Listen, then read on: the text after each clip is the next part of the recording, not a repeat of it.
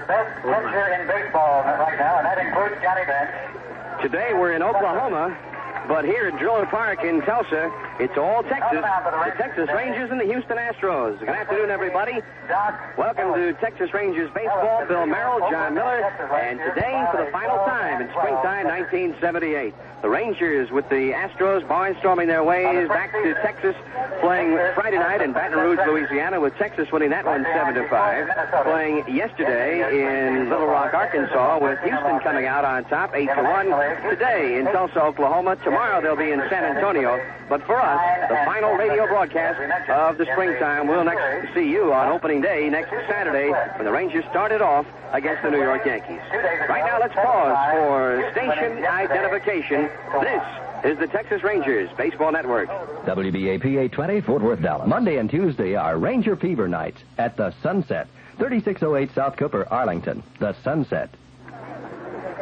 Today we're going to get a look at a couple of rotation pitchers for each of these ball clubs. Doc Ellis will be going for the Texas Rangers, his final outing of the springtime, as it looks like, well, he might get a little bit more work on Wednesday against the University of Texas, depending on when they use him over the weekend.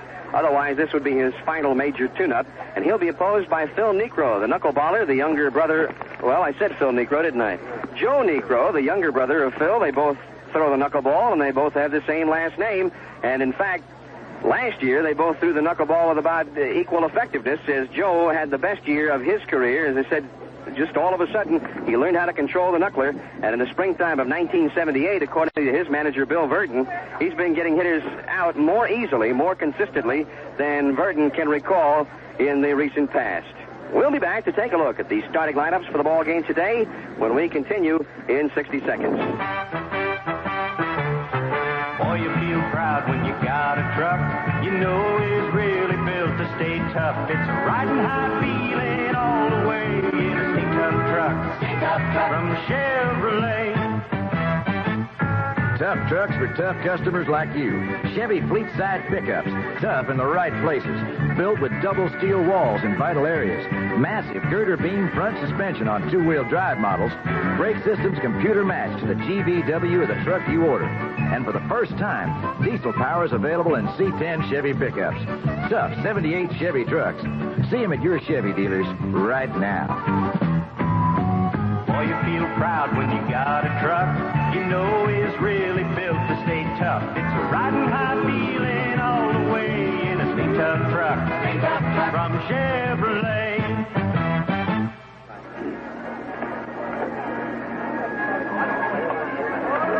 The Texas Rangers come into the ball game today with a springtime record of 13 wins and 8 defeats. The Houston Astros come in 9 wins and 10 losses, and they have split, as we mentioned, the 2 ball games played against each other the last couple of nights. The starting lineup for the Houston Astros, which is being administered at the home plate area right now by manager Bill Verdon, who's there with Billy Hunter of the Rangers and the umpires for the ball game. For Houston, Terry Poole will lead off in center field. He'll probably begin the season, though, in left field. Today, in center. At third base, batting second, Enos Cabell. Hitting third and acting as the designated hitter, Cesar Cedeno. Cesar has had chronic knee problems. He said that the knee has been hurting him the last 3 or 4 days, and he has played this entire series as the designated hitter. Hitting cleanup in right field, Jose Cruz. Batting fifth at first base, the man to be named later, Dave Bergman, formerly in the Yankee organization, part of the deal that sent Cliff Johnson to New York. Bergman batting fifth. In left field, batting sixth, Dennis Walling, acquired from the Oakland A's by Texas in by Houston in spring training of last year. At second base, batting seventh, Art Howe. And he'll be the opening day second baseman for the Astros. The catcher, batting eighth, Ed Herman, former American leaguer. And at shortstop, batting ninth, Jimmy Sexton. He and Roger Metzger in a battle for that opening day assignment, although Metzger, the veteran, probably has the inside track. Pitching for the Astros today will be Joe Niekro. He was 13-8 last year. Got fired down the stretch, won 10 of his last 13 decisions.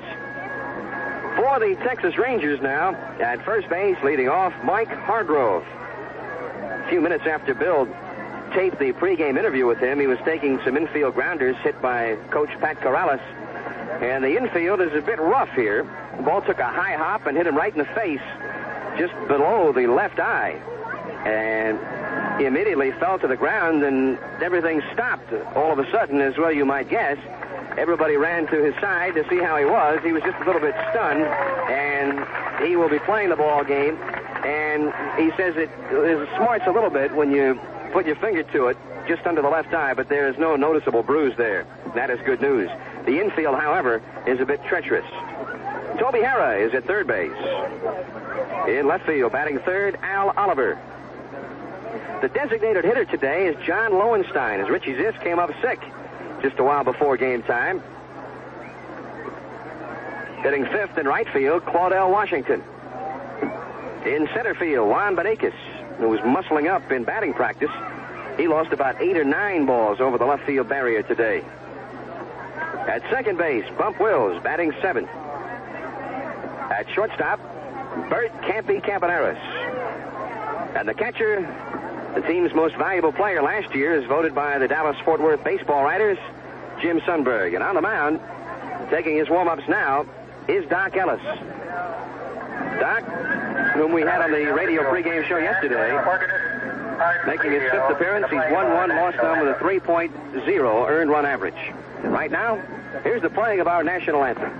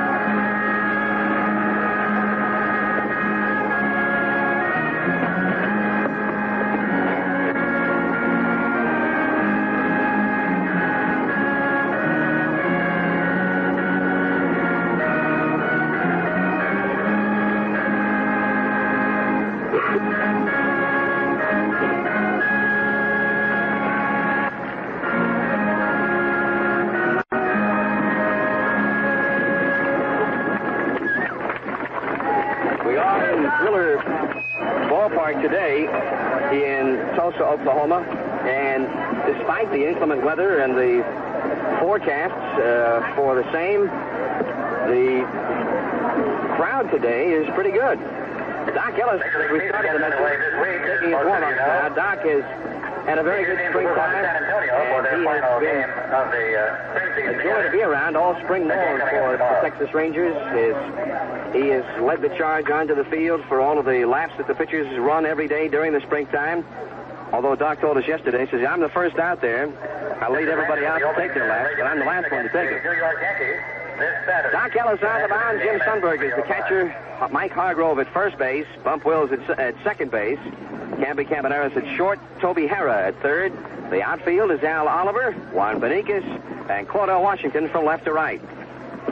The umpiring alignment for the ball game today from the National League, Joe West, back of home plate. He's the man who gave Toby Harrah the heave-ho yesterday in a very strange situation. Al Clark of the American League at first base.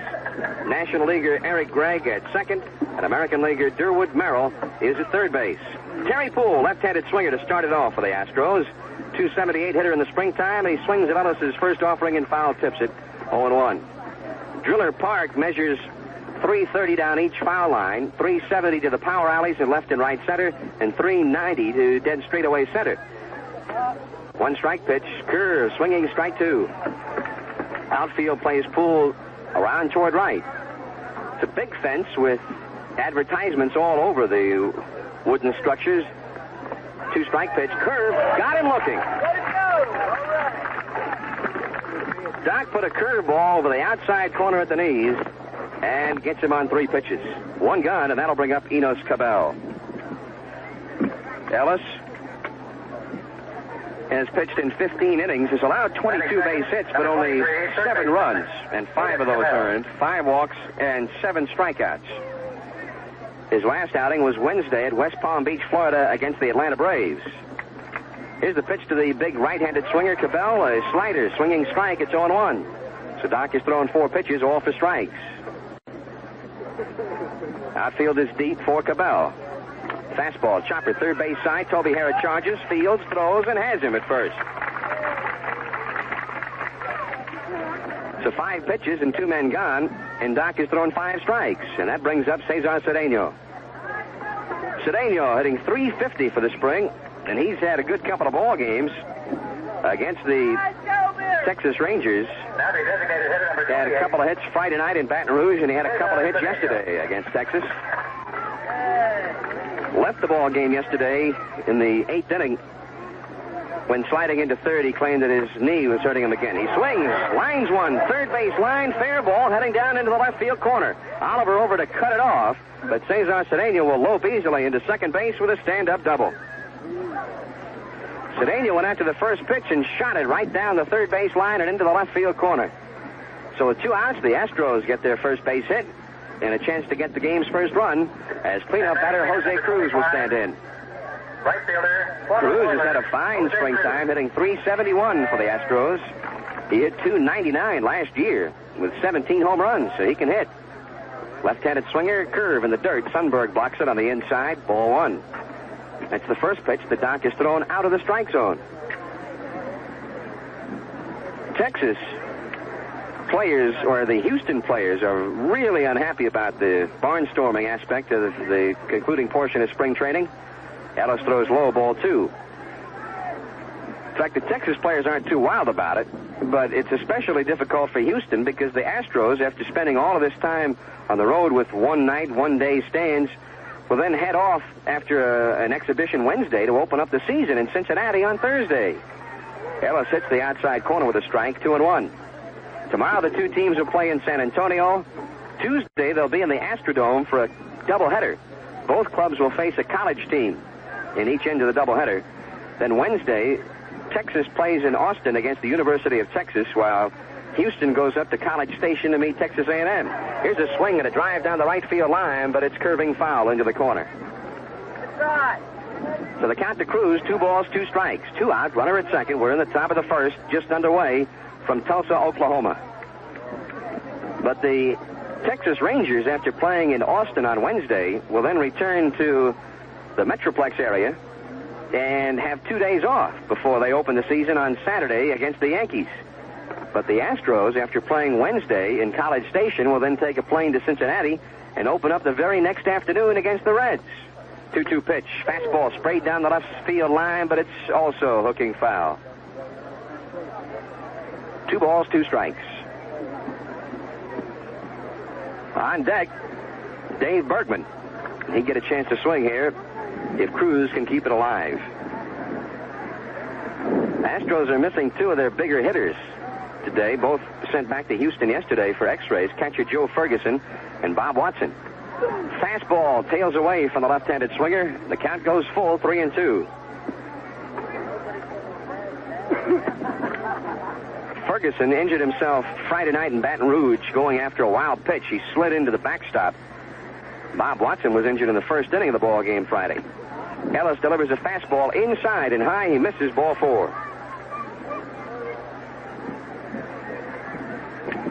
First walk of the day by Doc, and so the Astros now have something going with 2 down, runners at first and second, and Dave Bergman. Bergman having a miserable time in the spring, 166 average. Even though Terry Poole appeared the heir apparent for left field to start the season, after a very fine half a year last year, they decided to give Bergman a shot at it, but Poole has won that job out and out. Curve misses outside, ball 1. As Poole has had a pretty good spring, and Dave Bergman is only 6 for 36. Does have 2 home runs out of those 6 hits. Big, good-looking left-handed swinger. Fastball hit foul at the plate. Back to the screen. Count 1 ball, 1 strike. Bergman played in Syracuse last year, AAA ball, the International League at the Yankees Farm Club. He had a .312 batting average with 16 home runs and stole 29 bases. Pretty good credentials for the International League. 1-1 pitch, high curve, misses wide, 2 balls and a strike. No wonder they gave him a shot. Astros have a lot of speed, and they rely on that speed because they do not have a whole lot of power. Ellis into the stretch, runners with their leads, 2-1 delivery. Curve on the outside corner for strike 2. Good pitch to a left-handed hitter as Doc put the ball outside as though it were going to miss outside, and then the ball curled in over the outside corner at the last moment. 2-2. Ellis at the belt. Fastball outside. 3-2. So with 2 gone here in the first, the runners will be moving with this one.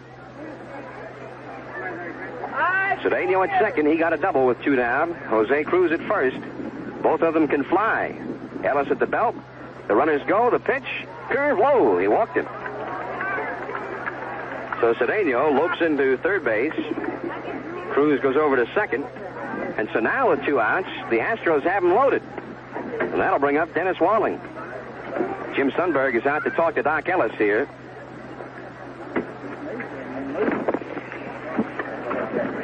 Walling was acquired from the Oakland A's last June, actually, in exchange for Willie Crawford. He had been the A's #1 pick in the June 1975 free agent draft. Played last year mostly in Charleston with a .348 batting average. And in 6 games for the Astros at the end of the season at .286. Left-handed swinger, bases are loaded. Runners lead, Ellis for the windup. Misses outside with a curveball. 1 ball, no strikes. He got Terry Poole on 3 pitches on a called third strike. Cabell grounded out. But then Cedeno doubled and Cruz and Bergman have walked. Here's the pitch, bouncer up the middle, fielded by Campaneris at second. He shovels it under and a bump Wills covering at second for the force out on Bergman.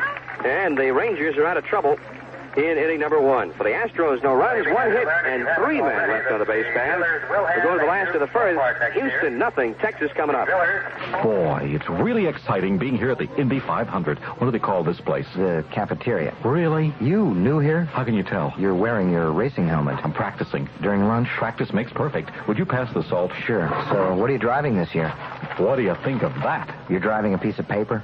That's my Champion Indy 500 sweepstakes entry form. Oh. You can eat that roll. Eventually. Oh. Well, Champion has won at Indy 38 times, and this year they're giving me the chance to win with the winner. To be eligible, all I do is pick a winner and fill out the entry form. I noticed you filled it out in crayon. Mom won't let me have any sharp objects. Put down that spoon, okay? For the first time in the history of the Indy 500, you have a chance to share in the excitement of winning an Indy. Champion's Indy 500 sweepstakes. Anyone who is 16 or older is eligible to win prizes totaling $250,000 with a first prize of $25,000. No purchase necessary. Details and entry forms at participating Champion spark plug retailers. Offer void where prohibited by law. Joe Niekro, right-hander on the mound to pitch for the Houston Astros, setting the Astros defensively. Niekro on the mound, Ed Herman the catcher. At first base, Dave Bergman, Art Howe at second base, Jimmy Sexton at shortstop, Enos Cabell at third. The outfield, from left to right, Dennis Walling, Terry Poole, and Jose Cruz. Niekro, a veteran from Martins Ferry, Ohio, and he is now 33 years of age. As we mentioned, the younger brother of Atlanta's Phil Niekro. Last year, all of a sudden, things started going right for him. He won 13, he lost 8, and his earned run average was 3.03.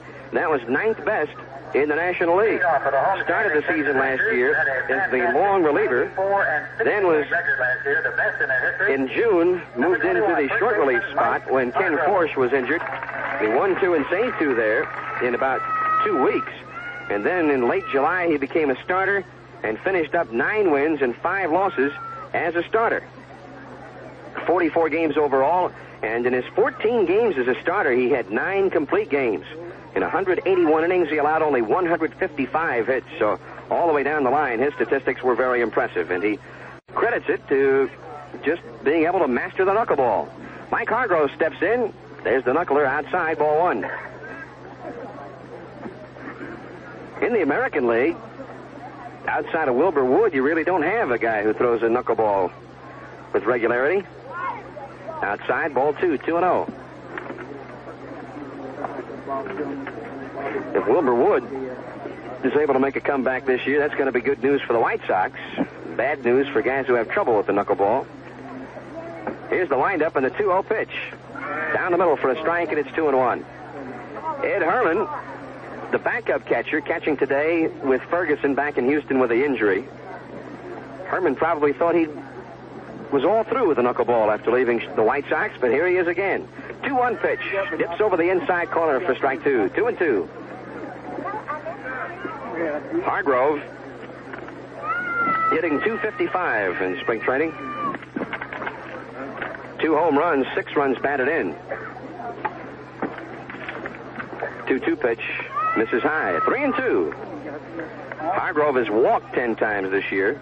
Toby Harrah has walked 18 times. The Astros are averaging more than 4 walks per game as a team. The Rangers averaging more than 4 walks as a team. 3-2 pitch, swung on, and high in the air down the right field line. That's drifting off into foul ground and back out of play. Dave Bergman with a long run for that one, and right fielder Jose Cruz, but nobody could get to it. So the count hangs on, 3 balls, 2 strikes. Connie Ryan is coaching at third base. Fred Koenig is coaching at first for the Rangers.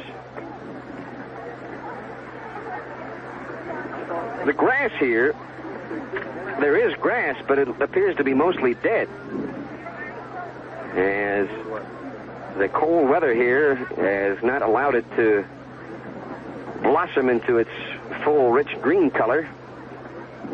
Not by a long shot. 3-2 pitch. He threw the fastball and got him swinging. So Niekro, after 6 straight knuckleballs, goes to the fastball and blows it by him. That'll bring up Toby Harrah. And that's one thing Wilbur Wood really can't do to you, is throw a hard fastball by you. Niekro has a pretty good fastball. Number 11, third baseman. And it looks even faster after you've seen a lot of knuckleballs. Here's Toby Harrah. Knuckler for a strike, knee high, 0-1. Harrah got tossed out of the ball game yesterday at Little Rock. This play you won't see very often. 1 strike pitch, low for a ball. On a 3-2 pitch, he had a check swing, and the umpire said low ball 4, and he trotted down to first base.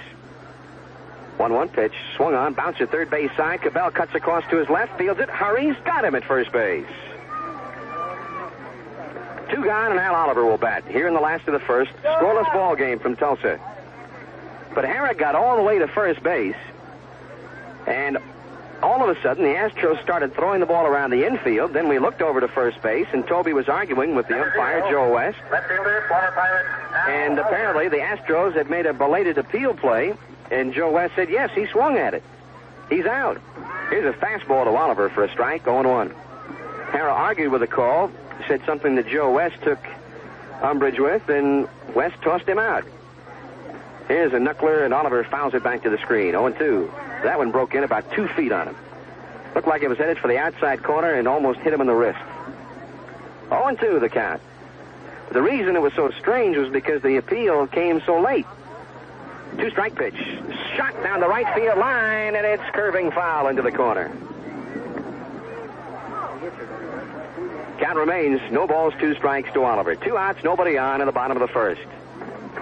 Generally, you have that appeal play, and they ask for it automatically. The plate umpire points down to either the first or third base umpire, depending on who's up, and gets the call immediately. Here's a 2-strike pitch to Oliver. Knuckleball high, a ball and 2 strikes. In fact, the 2 American League umpires working this series have been traveling with the Rangers, and both of them thought it was sort of an odd thing to happen. There's a swing, bouncer, foul just outside of first. 1 ball, 2 strikes.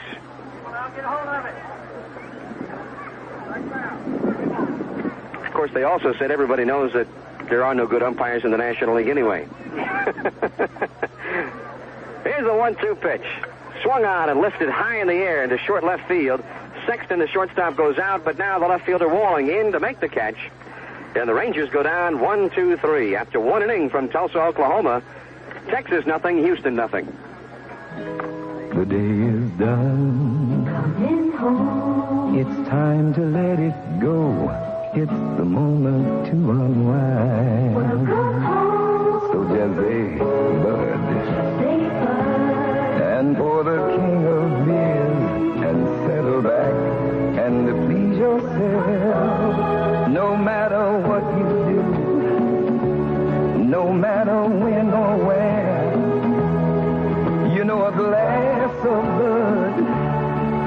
like an easy chair when you say Budweiser.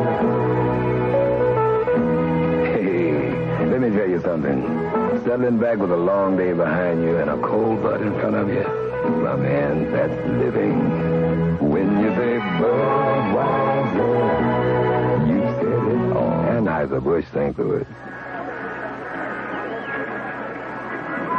Reminder, fans, that the Dan Diaper Travel Company, cooperating with the Texas Rangers Baseball Network, wants to take you out to the ball game in Yankee Stadium, May the 5th through the 7th. Fly to New York, see 3 Yankee Ranger games, stay in the Sheraton Hotel, and enjoy other extras provided for the low per-person cost of $319. A limited number of reservations will go very fast, so get the details and sign up today.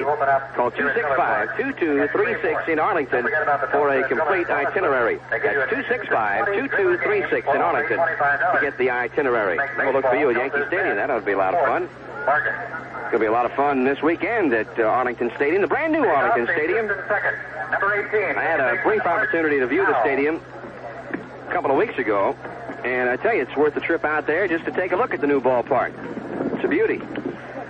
We go to the second inning. Leading off for the Astros is Art Howe, and he takes low and outside, ball 1. Art Howe, Ed Herman, Jimmy Sexton. The 7, 8, 9 spots in the Astros batting order. Here's a swing. 2-hopper to third. Harrah to his right. Fields it deep. Long throw. Got him at first. 1 out. And let's pause now 10 seconds for station identification. This is the Texas Rangers Baseball Network. WBAP 820, Fort Worth, Dallas. George Goebel says save now on Demco Posture Mattress and Box Spring Sets at Miles Furniture, Corsicana, Texas. Ed Herman. Dad had a couple of base hits yesterday. He's had a fine springtime, hitting .421. Takes low and inside, ball 1. In fact, Herman got a big bases-loaded single against Jim Umbarger. Drove home a couple of runs in the 8th inning yesterday. Curveball, bounced foul outside of first. 1 ball, 1 strike. They had walked a man ahead of Herman, a right-handed batter, with first base open to get to Herman, and he just swatted one right through the open hole on the right side of the infield.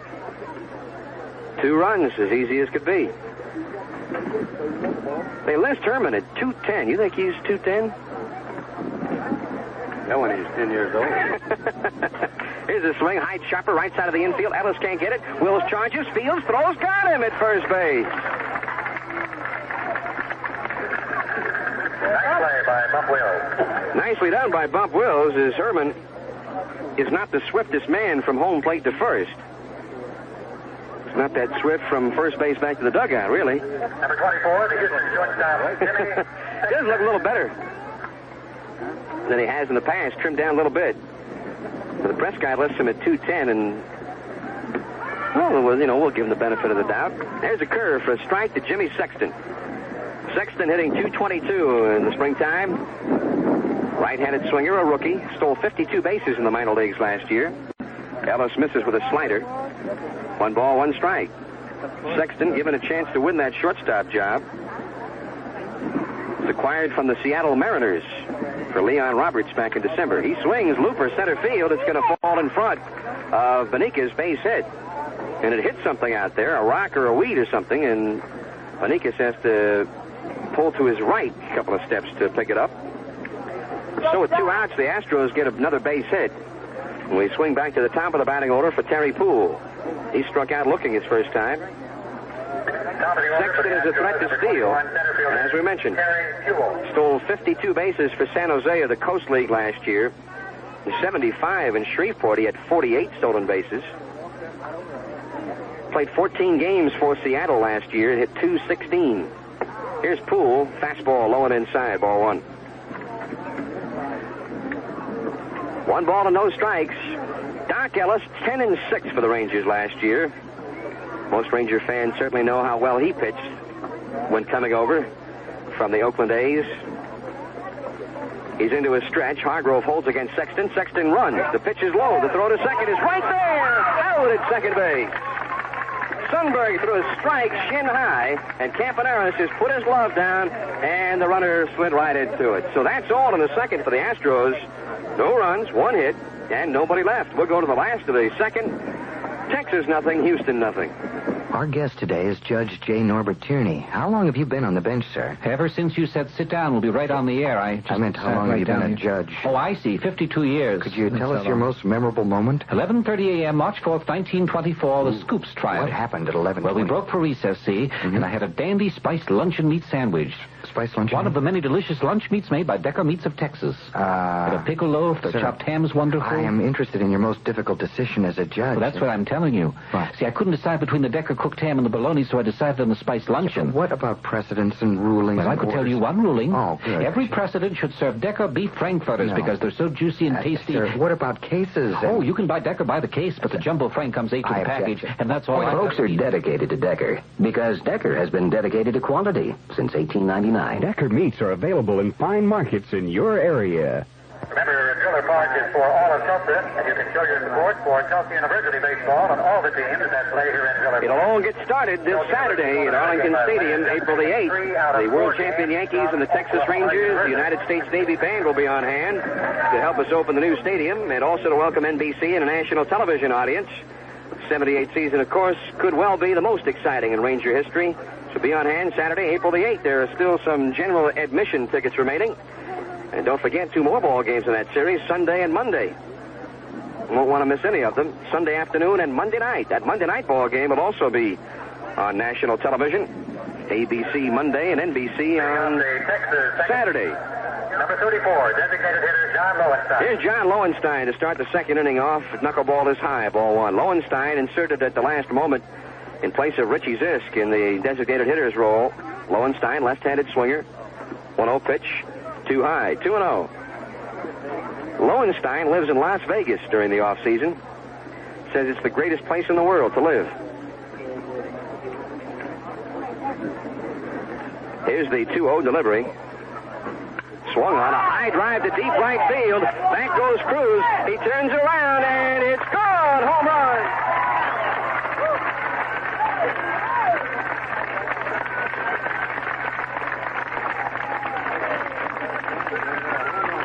Lowenstein hits one right down the right field line, a high drive, and it cleared the wall with plenty to spare.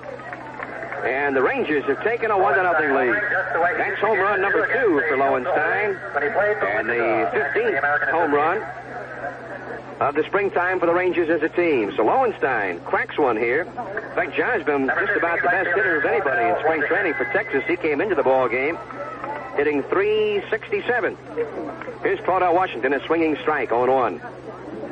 Juan Beniquez on deck. So it's 1-0 Texas. First base hit against Joe Niekro. 1 strike pitch, swung on, top foul to the plate, 0-2.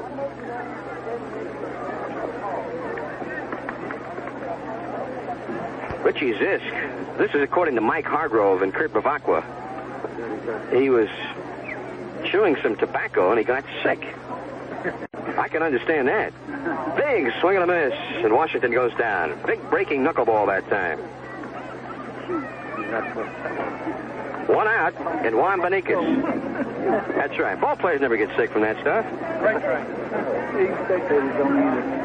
You know, we just hear some thunder. You heard what I heard.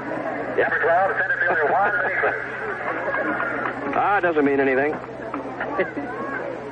Here's Juan Beniquez. Pitch to Juan. Lays off a knuckleball high and inside, ball 1. A little bit of thunder off in the distance. You think that means something? Yes, it's lightning. Well, I know that. Here's the 1-0 pitch. Swung on, popped up right side of the infield, drifting into shallow right now. Second baseman Art Howe, he's under it, and makes the catch. 2 out in the second, and Bump Wills will bat. 1-0 Texas, a leadoff home run by John Lowenstein. Back in 1974, a hot, humid day in Cincinnati, the Dodgers were there for a doubleheader. They said it was about 95 degrees. The humidity was 95%. And one of the umpires working on the bases left the game after the second inning. They thought maybe the heat had gotten to him. Outside to Wills, ball 1. They found out later, no, it was not heat. The umpire had swallowed his chew of tobacco. He'll do it every day. Oh, boy. Low and outside. 2 balls, no strikes. Well, you know, generally you put something in your mouth, you chew it up, and you swallow it. Must have forgot. 2-0 pitch. Look out. That one almost hitting Wills on the inside. Did that tip off the bat? Hit off the glove, Ed Herman. Get no call, so it's now 3 balls, no strikes. The pitch goes to the fastball and hits it on the outside corner. 3-1.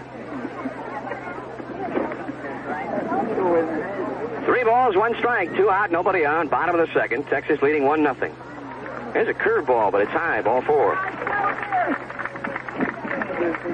First walk by Necro, and that brings up Campy Campaneris. Campaneris hitting .250. He's really been bringing the average up the last few days. Campy, the venerable shortstop. Texas shortstop Bert Campaneris. Hey, this guy was a catcher.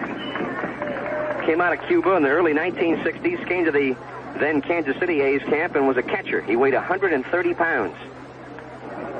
There's a loud throw to first, and Wills goes back. They were going to cut him, but somebody said, you know, maybe if we put him in another position besides catcher. Right. Somebody had the foresight to put him at shortstop, and he's been one of the finest the league has ever had. Necro at the belt. The pitch to Campaneris. Low, ball 1. Snap throw to first by Herman, but Wills is back. And we had a loud clap of thunder there a moment ago. We're all set here, even though we're out in the open. We've got plastic coverings and towels and everything else. None of which will probably work. Necro at the belt. Now turns, throws to first, but again, Wills is back, and they said he balked. Plate umpire Joe West, and also first base umpire Al Clark, both spotting it. And it's starting to rain a little bit now. Bump Wills goes down to second, but quick, let's get that plastic up. Come on now. Let's go. None of us have umbrellas, of course. So we get the plastic up over our heads as the rain starts to fall here. Umbrellas pop up in front of us. Here's the 1-0 pitch to Campaneris, low and inside for a ball, 2-0. I don't believe this. One of us is going to have to break down and buy an umbrella. You know it? 2 balls and no strikes to Campaneris. Inside, ball 3. 3-0. We've got umbrellas popping up in front of us. And I can just barely see the home plate area right now. In fact, home plate down the third base line and left field I can see very clearly. 3-0 pitch. Inside, he walked him. Necro has walked the last 2 batters now. Runners at first and second, and Jim Sundberg, the number 9 man of the batting order, will swing.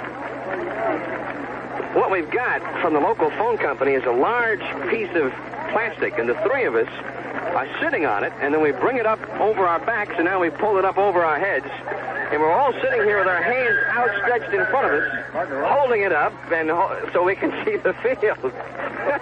Here's the pitch to Sundberg. Swung on a high drive to deep center field. Back goes Poole. He's at the wall and makes the catch. Sundberg hit it well, but got under it. The Rangers get 1 run, 1 hit in strand 2, and after 2 full from Tulsa, Oklahoma, Texas 1, Houston 0. That sound of the ball smacking the mitt and the crack of the bat should give you a clue that it won't be long till spring. And spring is paint-up, fix-up time around the house. It's been a long, tough winter, and you'll be money ahead if you do those fix-up jobs pretty quickly before they get worse and cause you real trouble. Your Cook Paint Decorating Center has a store full of paint and decorating supplies and tools, and quite an assortment of how-to-do-it booklets that are free for the asking. So if you're thinking paint, think Cook. Cook Paint, and your Cook Paint Decorating Center. In Arlington, for the good times in 1978, Six Flags Over Texas is more exciting than ever. The longest, tallest, fastest double-loop roller coaster in the world, the Shockwave, opens this spring. The biggest thing ever to happen in your imagination. Only minutes away is Traders Village, Disneyland of flea markets, and more open weekends. And just 10 minutes east is the Southwest's largest wax museum, featuring the region's famous and infamous in wax, as well as the largest antique gun collection in the United States. For vacation fun, come to Arlington.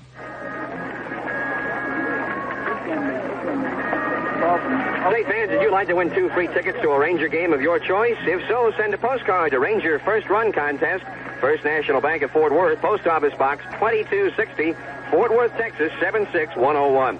That's Ranger First Run Contest, First National Bank of Fort Worth. Post Office Box 2260, Fort Worth, Texas 76101. 325901. Well, the rain is not a very heavy one here. Phone number is in the white pages. A spring drizzle, I guess. Say, Jim Birdsong set us up with this. We've got a much better setup. The Houston Astros radio crew is off to our left. They also have a big sheet of plastic, but what they did was wrap it around the front of the table, and then they bring it up. They can't see the ball game that way. We can't either, really, but but it's still a much better setup. Here's Terry Poole to start the third for the Astros. He's 0 for 1. Fastball outside, ball 1. Poole was at the plate when Jimmy Sexton was thrown out trying to steal to end the second inning. 1-0 Texas. 1-0 pitch. Bouncing ball right side. Bump Wills far to his left. Bobbles the ball. Picks it up and has no play. First baseman Hargrove also ranged far to his right off the baseline, thinking he might have had a shot at it. And then Wills going far to his left bobbled the ball with Doc Ellis going over to cover first. And by the time Bump got the handle on it, Poole was safe. That'll go as an error. First error of the ball game, and Enos Cabell will bat. So Poole at first base, the first time the Astros have had a leadoff man on. Poole, in 60 games at Houston last year, stole 10 bases. Curve is low to Cabell. Cabell bounced to third in the first. He's 0 for 1. Cabell hitting .259 in the spring. Former Baltimore Oriole. Ellis at the belt. The runner goes. The pitch is fouled at the plate. Had the hit and run on that time. Poole took off, and Cabell fouled it. 1 ball, 1 strike. Those Detroit Tigers continue to be the hottest team of the springtime. 16 wins and 8 losses. And they'll be at Arlington Stadium right after the Yankees. Tuesday and Wednesday, April 11th and 12th. Might see Mark Fidrich in one of those games. Big curveball outside. He hits by Jim Sundberg back to the screen. And Poole now goes to second. Probably give him a wild pitch in that one. Hit the dirt outside, and Sundberg couldn't block it. So now Poole in scoring position. The count 2 balls and a strike to Enos Cabell. Cesar Cedeno on deck.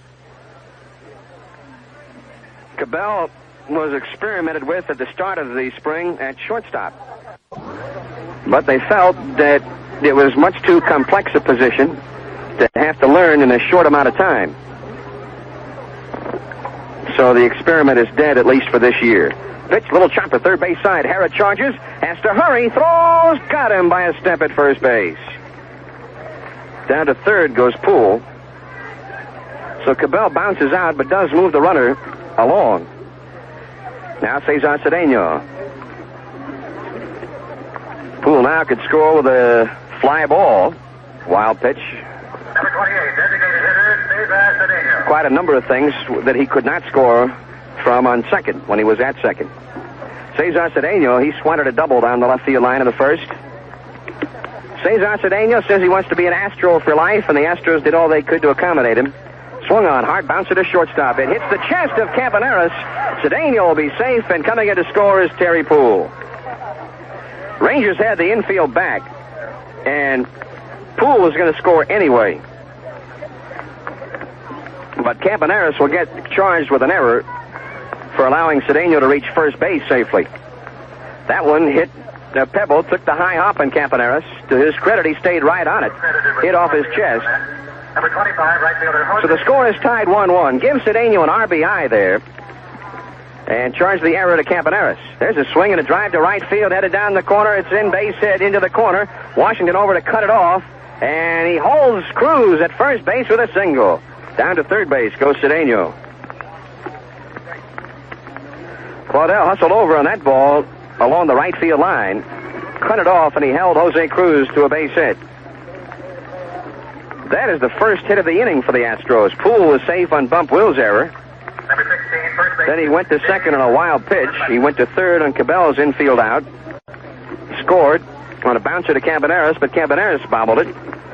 So now runners at first and third, 1 out. Dave Bergman, the batter. Bergman walked in the first. Ellis delivers. Chopper foul, first base side. Deacon Jones, the first base coach for the Astros, grabs it. Tony Pacheco coaching over at third. Outfield deep against Bergman. Play him to pull. Bump Wills. Trying to plug up the hole on the right side. Campaneris cheating over towards second from his shortstop position. There goes Cruz. The pitch is taken. The throw to second is there. They got him at second base, and Cedeno held on at third. Campaneris applied the tag. Sundberg's throw is right there again. And now Campaneris looks like he might have gotten spiked. Time is taken, and Campaneris now is kneeling on one knee, and he pulls the left pant leg up over the knee and has a look. Bill Ziegler, the trainer, came out, as did manager Billy Hunter, but Campaneris says he's fine. The count to Bergman is 1 ball and 1 strike as Jim Sundberg has now thrown out both Astros who've tried to steal. Beautiful throws both times. That one a little bit low, but Campaneris able to hang on to it. 1-1 pitch, low and outside. 2 balls and a strike. Cruz, not an easy man to throw out. He stole 44 times last year for the Astros. 2-1 to Bergman, 2 out, runner at third. The pitch is hit foul past the first base bag. 2 balls, 2 strikes. The Astros have tied it up here in the third inning on an unearned run. The infield here is not the best. John Lowenstein posted odds before the game. I said odds on what? There's a mortality rate in the infield. Fastball down the middle, strike 3 call. Suelos gets out of the third inning with a minimum of damage. 1 run, 1 hit, 2 errors, 1 left after 2.5. Houston won, Texas won. We love baseball, hot dogs, apple pie, and Chevrolet. Baseball, hot dogs, apple pie, and Chevrolet. Wet your lips, America, because Chevy's serving up a fresh new slice of apple pie. A tasty new mid-sized car called Malibu that's so right for so many people right now, you'd be inclined to believe it was designed by John Q. Public himself. It's got crisp, good looks, a nice trim body, and even more headroom, more legroom, and more trunk room than last year's Malibu. It's a car that's going to get you grinning when you point it down the road. Now, I ask you, America, isn't that what you had in mind? Mid-size, mid-size Malibu, a fresh new slice of apple pie from Chevrolet. When it comes to value, A fresh new slice of apple pie. America comes to Chevrolet. All Chevy Malibu. Juicy. A fresh new slice of apple pie from Chevrolet. A fresh new slice of apple pie from Chevy Malibu. A fresh new slice of apple. It's still raining in Tulsa, Oklahoma. We've still got the plastic up over our heads. I don't know how long we can hold out like this because we all have our hands extended out in front of us and above our heads to hold the plastic up and also give ourselves a view of the field. Reminder that the 1978 Tulsa Driller Games will be broadcast 1-1 tie here from Tulsa. Next Saturday, Sunday, Monday, the season begins for real. The first base coach, number 47. And I know now that the Rangers are going to be a serious threat to win it all this year because TV Guide picked them for first place in the Western Division. For Tulsa that year. Also on the coaching staff for Texas is former 1967. When's the last time TV Guide was wrong? Corrales.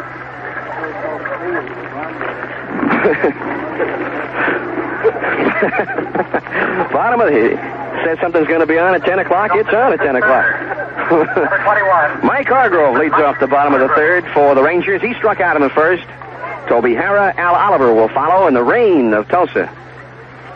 Not a hard rain, but it's steady. Knuckleball outside, ball 1. Necro worked him 6 straight knuckleballs, and on a 3-2 pitch, he threw a fastball and got him on the outside. Blew it by him. Wind up, the 1-0 delivery. Knuckleball, bouncer ball, right side of the infield. Fielding it on second is Howe, and he throws him out. 1 out, Toby Harrah. Talking to players about hitting against knuckleballer Wilbur Wood, they said at least you always knew what he was going to throw. You rarely knew where he was going to throw it because he didn't know that.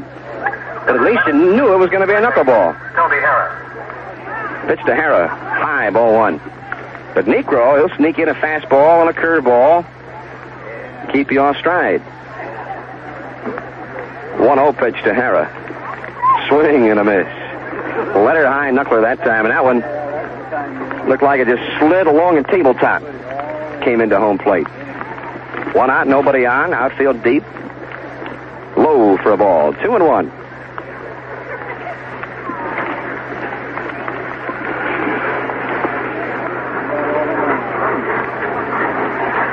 Last of the third, 1-1 ball game. The Rangers 1 run scoring on Lowenstein's home run in the second.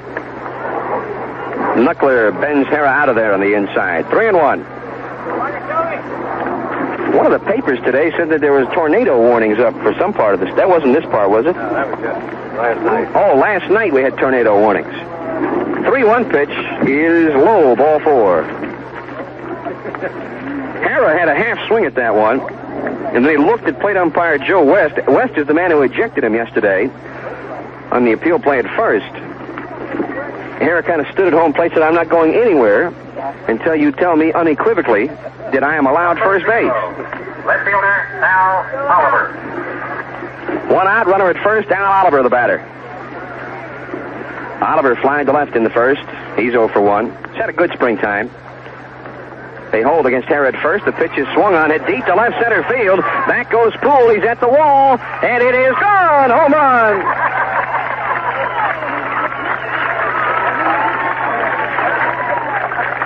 Coming in to score, Toby Hera, and Oliver rounds the base paths as he hit that one to deep left center field, and it cleared the tallest part of the ballpark out there. As the fence is tall all the way around, but some places it's taller than others, and he hit that one over a tall place here. Home run number 2 for Oliver, and he continues to lead the team in runs batted in spring training. That's number 11 and also number 12 for him. 12 RBIs for Al Oliver. Here's John Lowenstein, who homered his first time. He swings and misses. It's 0-1. 3-1, Texas leading as the Rangers playing long ball here in Tulsa. Low for a ball. 1 ball, 1 strike. Batter number 6. This ballpark is the home of the home run hitter, John Lowe. Rangers AA ball club, which plays in the Texas League. Low for ball 2. 2-1. Steve Comer pitched here last year. For a while, Danny Darwin pitched here. Paul Mirabella, all whom we saw in spring training. Shot foul down the right field line. Had a photographer in the field down there, was sitting down, and he hopped up, looked like a jumping bean down there. Sitting flat on the ground. I don't know how he got any spring to jump up like that. 2-2 pitch. Swung on, hard bouncer to second, 2 hops, played by Howe. A lot of time, throws him out. 2 outs in the third. That'll bring up Claudel Washington. 3-1 now. Texas leading. The Rangers with only 2 hits, but both of them round trippers. Rangers with a team batting average of .246, but they have averaged 5 runs a game in the springtime. Washington. And if you average 5 runs a game in the regular season, you're going to be at least one of the leading scoring teams in baseball, if not the top scoring team. Claudel, little chopper toward the mound. Off the mound is Necro. Fields it, turns, throws him out at first base. But for the Rangers in the third inning, 2 runs, 1 hit, nobody left. A third of the way through it. Texas 3, Houston 1.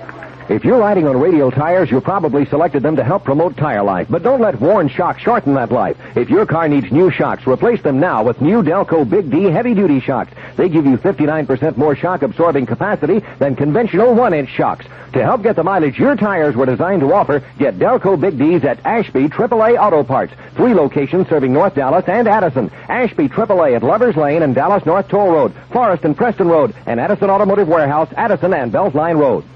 Thank you for joining us for this Texas Rangers baseball game on WBAP. We'd like to remind you to stay tuned to WBAP for the best music around with a lot of people who enjoy what they do. It starts every morning, Monday through Saturday, with Don Harris saying, "Good morning, bright eyes," and keeping you informed, entertained, and smiling. WBAP 820. No matter where you are or where you're going, we'd sure like for you to join us on WBAP, doing it all for WBA people. The Arlington Chamber of Commerce is hosting a Victory Ranger Luncheon on Monday, April 10th at the Inn of the Six Flags. It's the kickoff luncheon for the 1978 baseball season, and the whole Ranger team will be there. And when you purchase a table of 10, you can select your favorite Ranger player as your guest.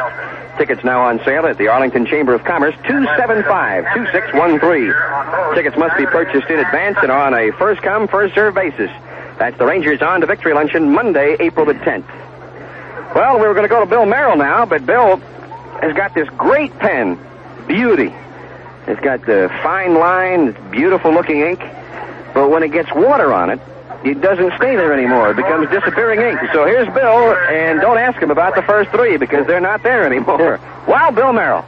Thank you, John. Here's Ellis all set, and the first pitch comes down to Walling. The left fielder sends a fly ball to deep left field. Al Oliver's back under it and grabs it. One up, one pitch, and one man is gone. Now, as far as 10 seconds for station identification, this is the Texas Rangers Baseball Network. WBAP 820, Fort Worth, Dallas. If you can't be in the grandstand tonight, be at the newsstand in the morning and pick up a Dallas Times-Herald Texas edition. Hey, how about that? It's quit raining. We dropped the top out from under it. Here's Art Howe. He grounded out his only trip this afternoon. Nothing out of one. Art came on, batting at 263. Hit 264 last year for the Astros. Like to look at a pitch right over knee high for strike one. 3-1, the Rangers leading it. They've been out hit 3-2, but John mentioned they've had a couple of home runs and one with made a board. With the ball hit on the line, Will short hops it, grabs it, and he's out right there. Flips it on over to first base. The liner right off of the shoe tops, grabbed by second baseman Buff Wells, and there's two men gone. So Ellis having it easy here in the fourth inning so far. We'll look at catcher Ed Herman. Ed hitting .421 in the springtime, a left-handed batter. Worked 56 ball games for Houston last year and batted .291, so he had a pretty good ball game. Here's Ellis' first delivery. He's high and away with it, and it's 1-0. Ferguson, first-string catcher for the Astros. John mentioned back in Houston being x-rayed. He received an injury a couple of nights ago. Here's the next delivery. Curveball. It's a little low, and the count moves out to 2 balls, no strikes. Fly ball to left, a liner to second. 2 men are gone in the top of the fourth. Ellis peers in, and the right-hander's ready. Here's a breaking pitch low inside, a good slider, but it missed the strike zone, and he falls behind. Ed Herman, 3 balls, no strikes. On deck, Jimmy Sexton, the shortstop. Ellis, a fast worker, comes right back, and he's low, and he walked him. So with 2 down, the Astros got a runner. Ellis surrendering his third walk of the afternoon. Walked a man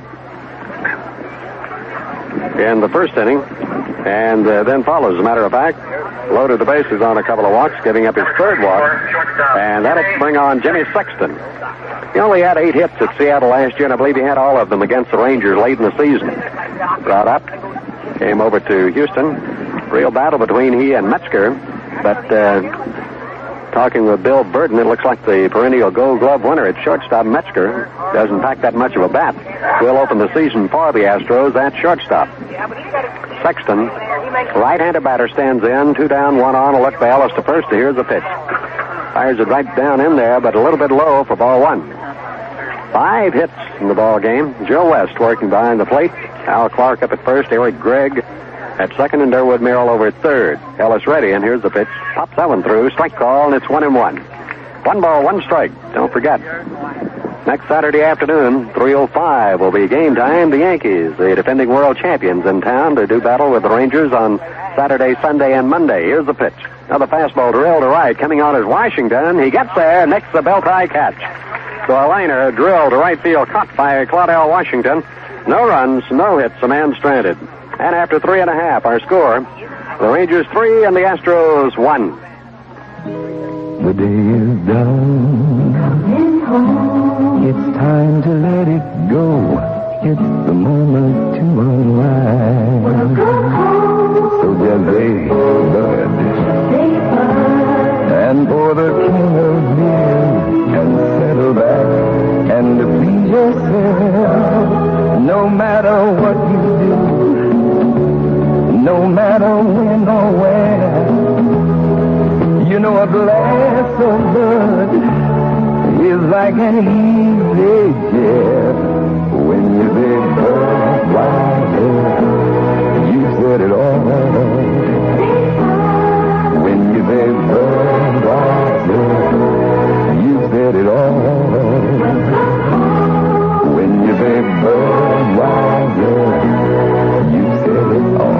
the Bush, St. Louis. 5 p.m. game. Broadcast of the Texas Ranger baseball games are the property of the Texas Ranger Baseball Network. Any reproduction without the prior written consent of the Rangers Network is prohibited.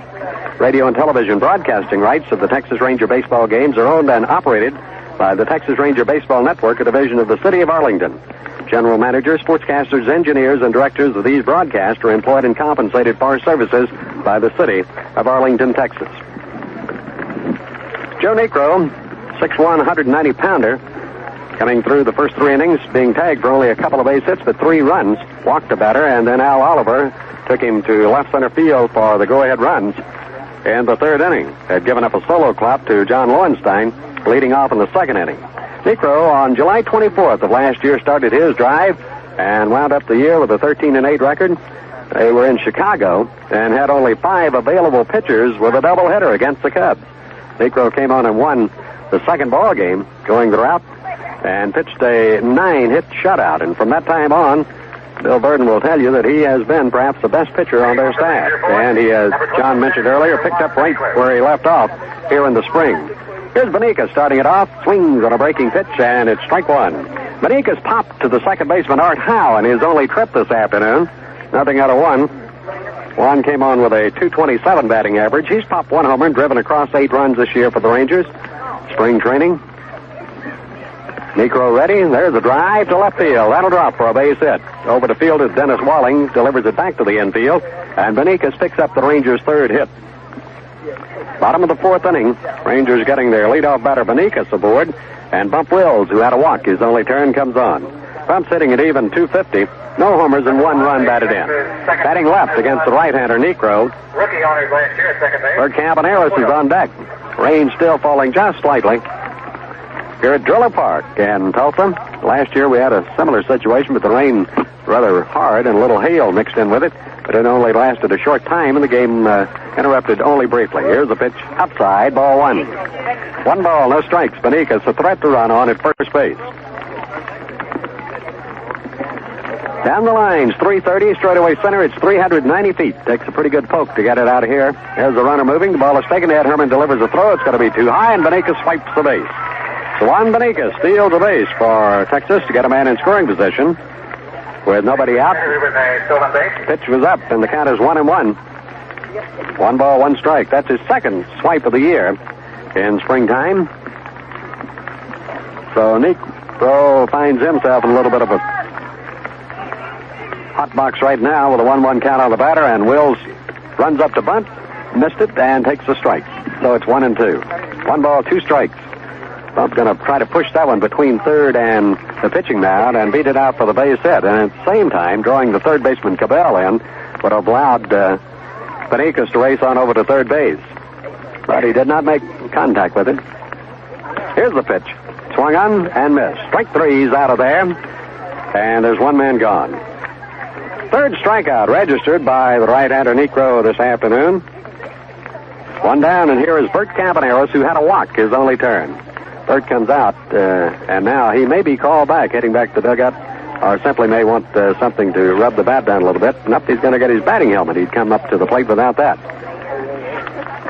Don't forget, Yankees and Rangers open it up this coming weekend at Arlington Stadium. I understand the sale of tickets been going rather briskly. Here's Campaneris standing in. Bert hitting .250, 3 runs batted in, no homers in the springtime. Benikas with a sizable lead at second. Necro works him, and Campaneris drills it to center field. Should be able to get a run in. Here's the throw from center field to Fool. Cut off, and Benikas slides in with a 4th Ranger run of the ball game. So Campaneris stepped up and hit that first pitch directly up the middle, through the box, on a line, and drives in his 4th run of the year. Rangers lead it now 4-1, and that's the Rangers' 4th hit of the afternoon. So Necro being scuffed up here for another run in the 4th inning on a couple of base hits, plus a stolen base chopped in by Benikas. A runner at first, still only 1 man out, and Jim Sundberg, who had a fly ball to deep center, his only trip this afternoon, stands in. Jim, bringing at .269, has a home run and driven across 6 runs. Top of the order, Mike Hargrove is on deck. We play in the last of the 4th inning in a 4-1 Ranger lead. Texas won the first encounter between these two teams, and then were defeated yesterday in Little Rock. There's the ball, hit foul out of play to the right, and it's strike 1. Rangers winning 7-5 in Baton Rouge and then losing Catcher Jim Sundberg. yesterday 8-1 in Little Rock. And J.R. Richard, their starting pitcher, pitched 7 excellent innings, giving up only a couple of singles.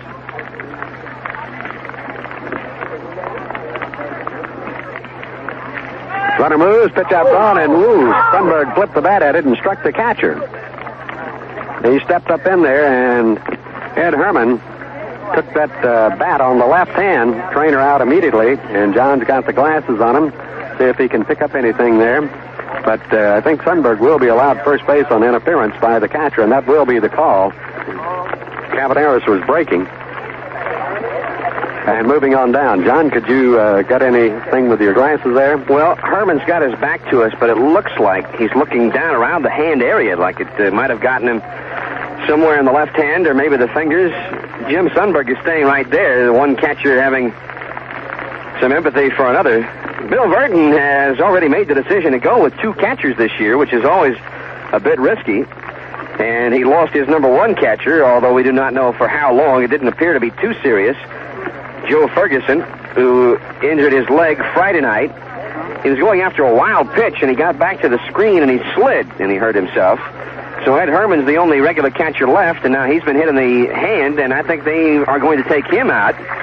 And now Bill Verdon, even before the season begins, is run out of catchers. And I think Wilbur Howard, generally an outfielder, is a man who has been working out a little bit at catcher, and he's probably the man they're going to bring into the ball game right now.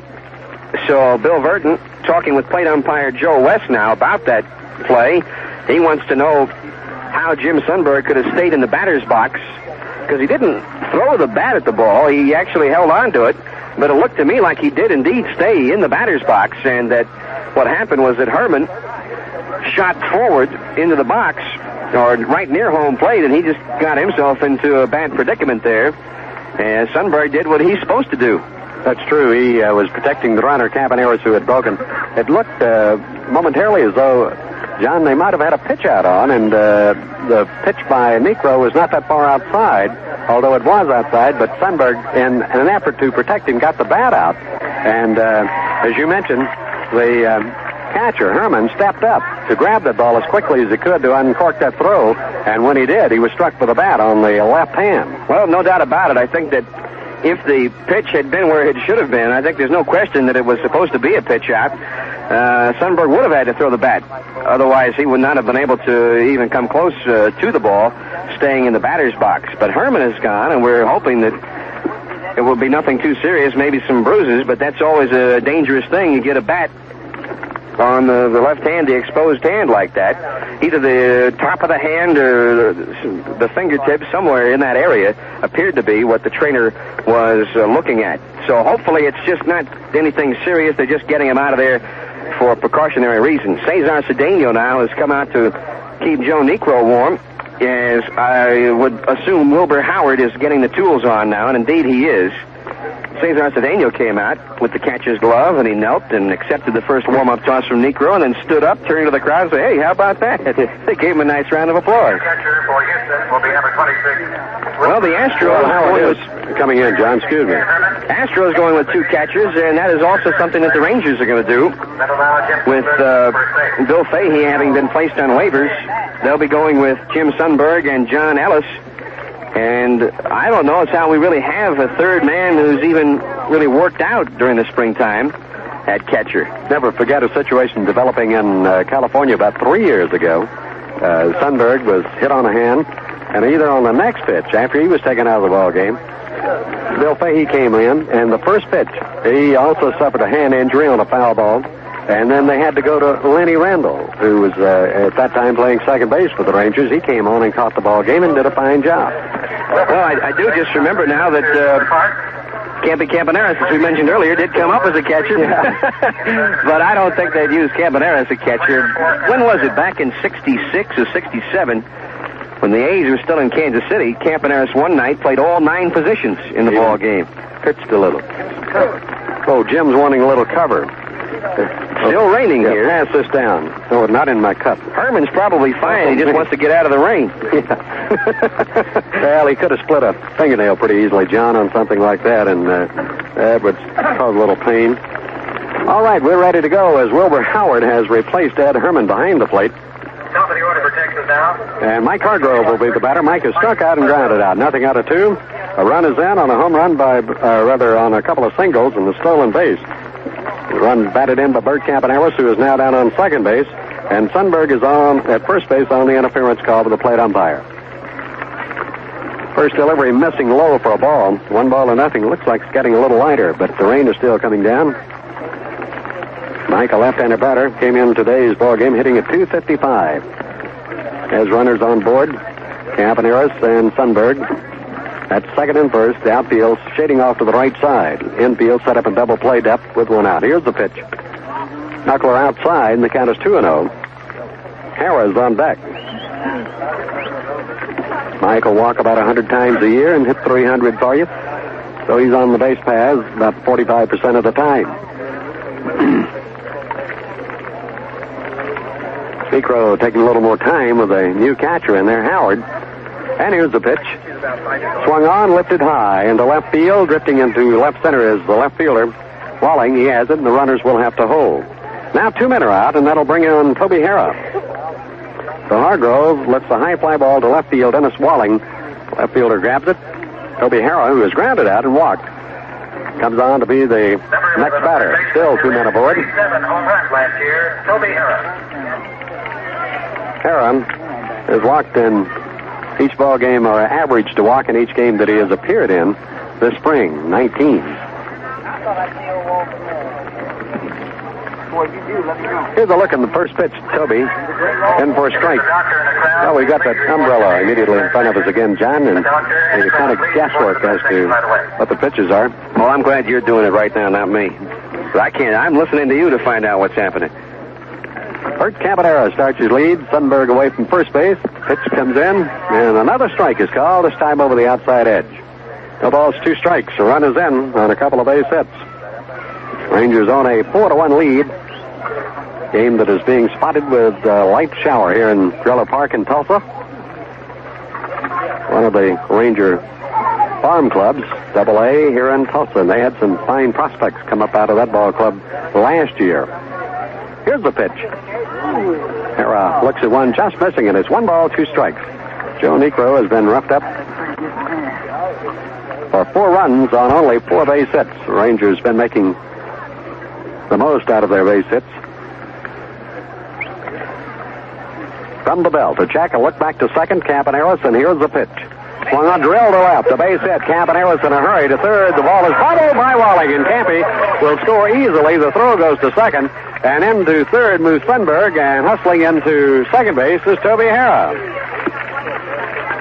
That'll be a hit and an error, and an RBI for Harrah.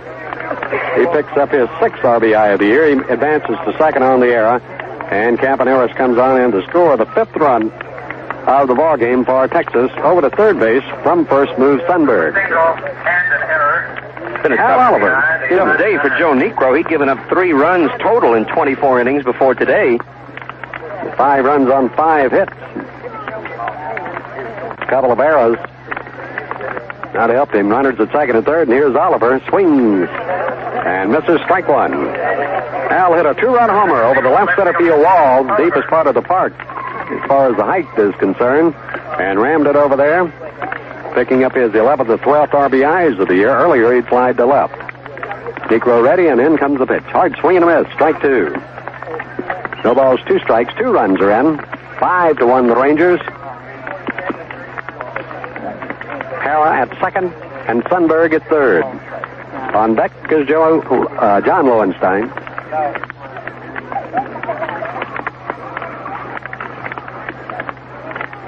Here's the next delivery. Hard swing and a miss. Strike 3. Strike him out, and that'll do it. But the Rangers come up with 2 more runs on 3 base hits, a couple of errors, and 2 men stranded. That's the end of 4, and the score, Texas 5 and Houston 1.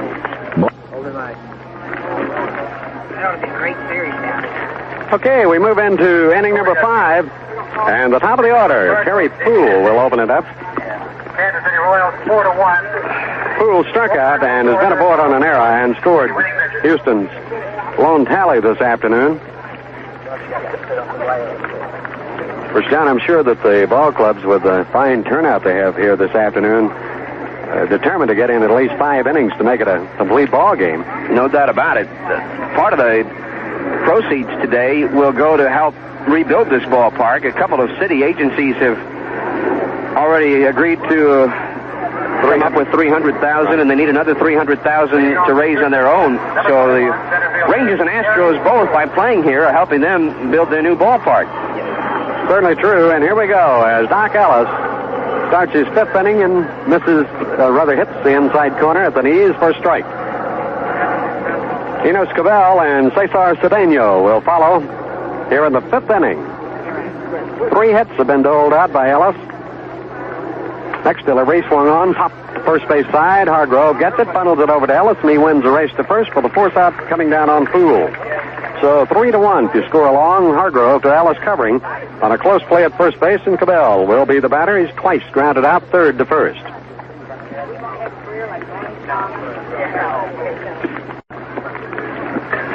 Number 23, third baseman Enos Cabell. Houston has left 6 men stranded in the first 4 at-bats. Rangers committed a couple of errors, and Ellis has walked 3 batters, plus giving up the 3 hits. Here's Enos, nothing out of 1. He takes a strike. Doc Ellis. Last year, one of the Ranger finer pitchers down the final half of the season. Did a good job every time out. Just off of the corner, and it's 1-1. 1 ball, 1 strike. Grass not quite showing that green that it will in another couple of weeks. Took a little off, and he pops him up. Shallow left field, drifting back to shortstop Campaneros. Campy calls off Oliver and makes the grab for the second out. So Cabell pops to shortstop Bert Campaneros in shallow left field, and that'll bring to the plate Cesar Cedeno. He's 1 for 2 this afternoon, a double to open the ball game in the first inning, and then was on an error. Drove in a run in the 3rd. John mentioned earlier he wanted to play his career out at Houston, and they gave him what is reported to be the biggest contract any baseball player has ever signed, some $3.5 million. Give or take a few $100,000, I guess. So he's pretty well lined up for the next 10 years. Ellis works him way outside and low, ball 1. Cesar has hit 1 homer, driven in 5 runs on the year. He stole 61 bases with Houston last year. He can run and do it all. Here's the pitch. Took a little off, missed inside, ball 2, 2-0. That's the pitch that Ellis got Cabell to pop up till the shallow left field. For the second out in the inning, Cruz is on deck in case Cedeno gets aboard. 2-ball delivery, breaking pitch, just off of the corner, and Sundberg thought he had it. So it's 3-0. Cedeno takes a look down to Tony Pacheco, the coach at third base. He'll have the green light, no doubt. Hey, there's the sun coming out. You'll hear a murmur from the crowd. He swings away on the 3-0 and fouls it back. Strike 1, 3-1. You want to try it? Drop the top. Drop the top. I'm game. Tell you what, I believe if you stayed under that plastic with that sun out, if it should stay out, it would really get a little warm. Doc Ellis all set, and then rides the 3-1 pitch. He's low with it. Ball 4, and that'll put a runner on. That's the 4th walk given up by Ellis, a little wilder than he has been. He'd walked 5 coming into today's action in 15 innings, one of those intentional. You'll be looking at left-hander batter Jose Cruz, who has walked in singles. So Jose has been on both times he's appeared at the plate. Cruz, a good hitter. He had .299 for Houston last year and drove in 87 runs. Left-hander batter looks at a fastball low inside, ball 1. 5-5-2 for the Rangers, 1-3-2 for Houston. Rangers will work Steve Comer, who worked here at Tulsa some last year. Hard swing and a miss, and the count is 1 ball, 1 strike. Cedeno, who can run, is on at first base. He's had a sore knee.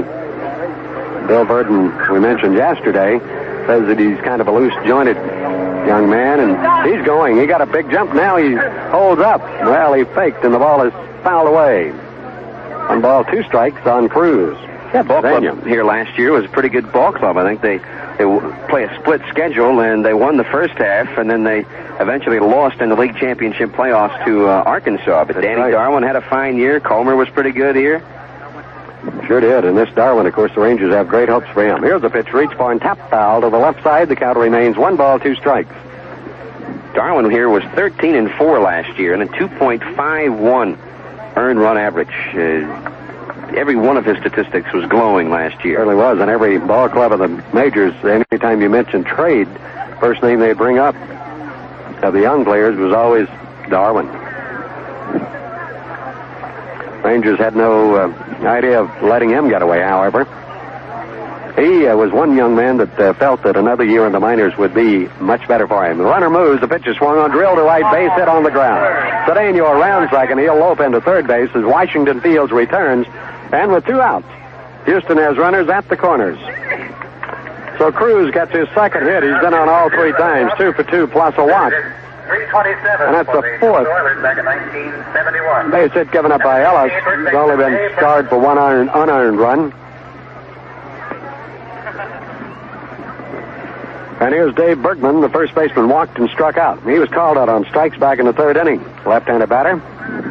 Outfield pulling him well off to the right side. Beniquez in center and Oliver in left field. Oliver way over in left center.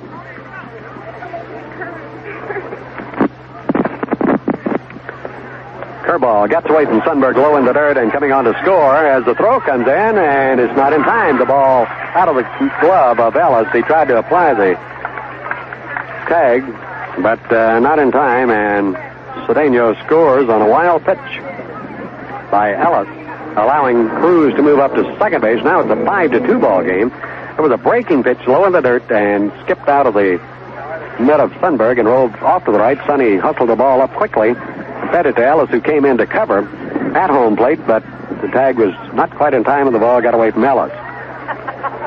Count of a ball, and here's the pitch. In there, strike called, 1-1. Dave Bergman, the left-handed first baseman. Bob Watson will have that job when the season begins. Bob also along with Ferguson in Houston undergoing x-ray treatment for a check on a bruise that he sustained in the game day before yet. Ooh, a bad hop. Hits Wills in the face, and down he goes, and coming on to score is Jose Cruz. That ball bounding towards second, and Wills right in front of it to play it, and it took a high, hard hop right up into his face. And at first is Bergman. All the players dart in quickly, along with trainer Bill Ziegler and manager Bill Hunter out there. And that was a smash right up into the face. If you're listening to this on any YouTube channel other than Classic Baseball on the Radio, be sure to check out the YouTube channel, Classic Baseball on the Radio. This game was first posted. Earlier in practice, Hargrove sustained a ball that struck him near the cheekbone. Apparently, Will's going to stay on the ball game. Right now, we have a moment. Let's pause 10 seconds for station identification. This is the Texas Rangers Baseball Network. This is WBAP 820, Fort Worth, Dallas. Monday is Oldies Night at the Sunset, 3608 South Cooper, Arlington. The Sunset. Will staying in, and the players returning to their positions, along with Bill Hunter back to the dugout. Bill Ziegler also back over there. And the batter right now is Dennis Walling, the left fielder. He's nothing out of 2. One man on. A run was in on that play. An infield hit. Bad hop. There's a foul. Cut back to the screen. Strike 1. So Houston coming back to make it a 5-3 ball game. A walk, a base hit. A wild pitch got a run, and then bad hop single. There's a curveball hit deep to left center field in a hurry as Beniquez. He's on the move. They're not going to get that. Picks it up on the dead run off of the wall. Here's the throw to the infield. Coming on trying to score, and will do so standing. As the throw is cut off in the infield is Bergman. He scores from first base on a 2-base wallop drilled in the alley in left center field. So a double makes it a 5-4 ball game. Now let's check. 3 runs here in the inning. And a tie ball game it is now. Or am I wrong, John? Well, the scoreboard has just put up a 5 spot, but it is 5-4. I was thinking that they did not have that other run. Number 18, second baseman Art Bill, this infield is really in miserable shape, and well, they have not had a chance with the weather being such to work it like it needs to be. Here's a little tap heading toward Wills at second, off of the bat of Howe, grabbed by Wills, dished on over to Hargrove for the out. So a slow roller second base way off of the bat of Howe results in the out. Well, the Astros got 3 runs on 3 base hits. They strand a runner. We go to the bottom of the 5th inning with the score now. Texas 5 and Houston 4. Boy, it's really exciting being here at the Indy 500. What do they call this place? The cafeteria. Really? You new here? How can you tell? You're wearing your racing helmet. I'm practicing. During lunch? Practice makes perfect. Would you pass the salt? Sure. So, what are you driving this year? What do you think of that? You're driving a piece of paper? That's my Champion Indy 500 sweepstakes entry form. Oh. You can eat that roll. Eventually. Oh. Well, Champion has won at Indy 38 times, and this year they're giving me the chance to win with the winner. To be eligible, all I do is pick a winner and fill out the entry form. I noticed you filled it out in crayon. Mom won't let me have any sharp objects. Put down that spoon, okay? For the first time in the history of the Indy 500, you have a chance to share in the excitement of winning an Indy. Champions Indy 500 sweepstakes. Anyone who is 16 or older is eligible to win prizes totaling $250,000 with a first prize of $25,000. No purchase necessary. Details and entry forms at participating Champion spark plug retailers. Offer void where prohibited by law. Texas Ranger ticket agencies will begin operations on Monday, April 3rd, for the convenience of Ranger fans in the Dallas-Fort Worth Metroplex. Ranger tickets will be available at all major Sears stores, including the Metroplex, Temple, Tyler, and Wichita Falls, all major Montgomery Ward stores, Preston Ticket Agency in Dallas, Amusement Ticket Service in Dallas and Fort Worth, Central Ticket Office in Fort Worth, North Star Pharmacy in Garland, Sun Rexall Drug in Richardson, and Citizen Travel Agency in Denison. Fans may also purchase tickets at Arlington Stadium from 9 a.m. to 6 p.m. Monday through Friday, 9 a.m. to 5 p.m. on Saturday, and from noon until 5 on Sunday. Additional information concerning Ranger tickets may be obtained by calling area code 817-273-5100 or by writing to Ticket Manager, Post Office Box 1111, Arlington, Texas. Zip code is 76010. Leading off the Texas fifth.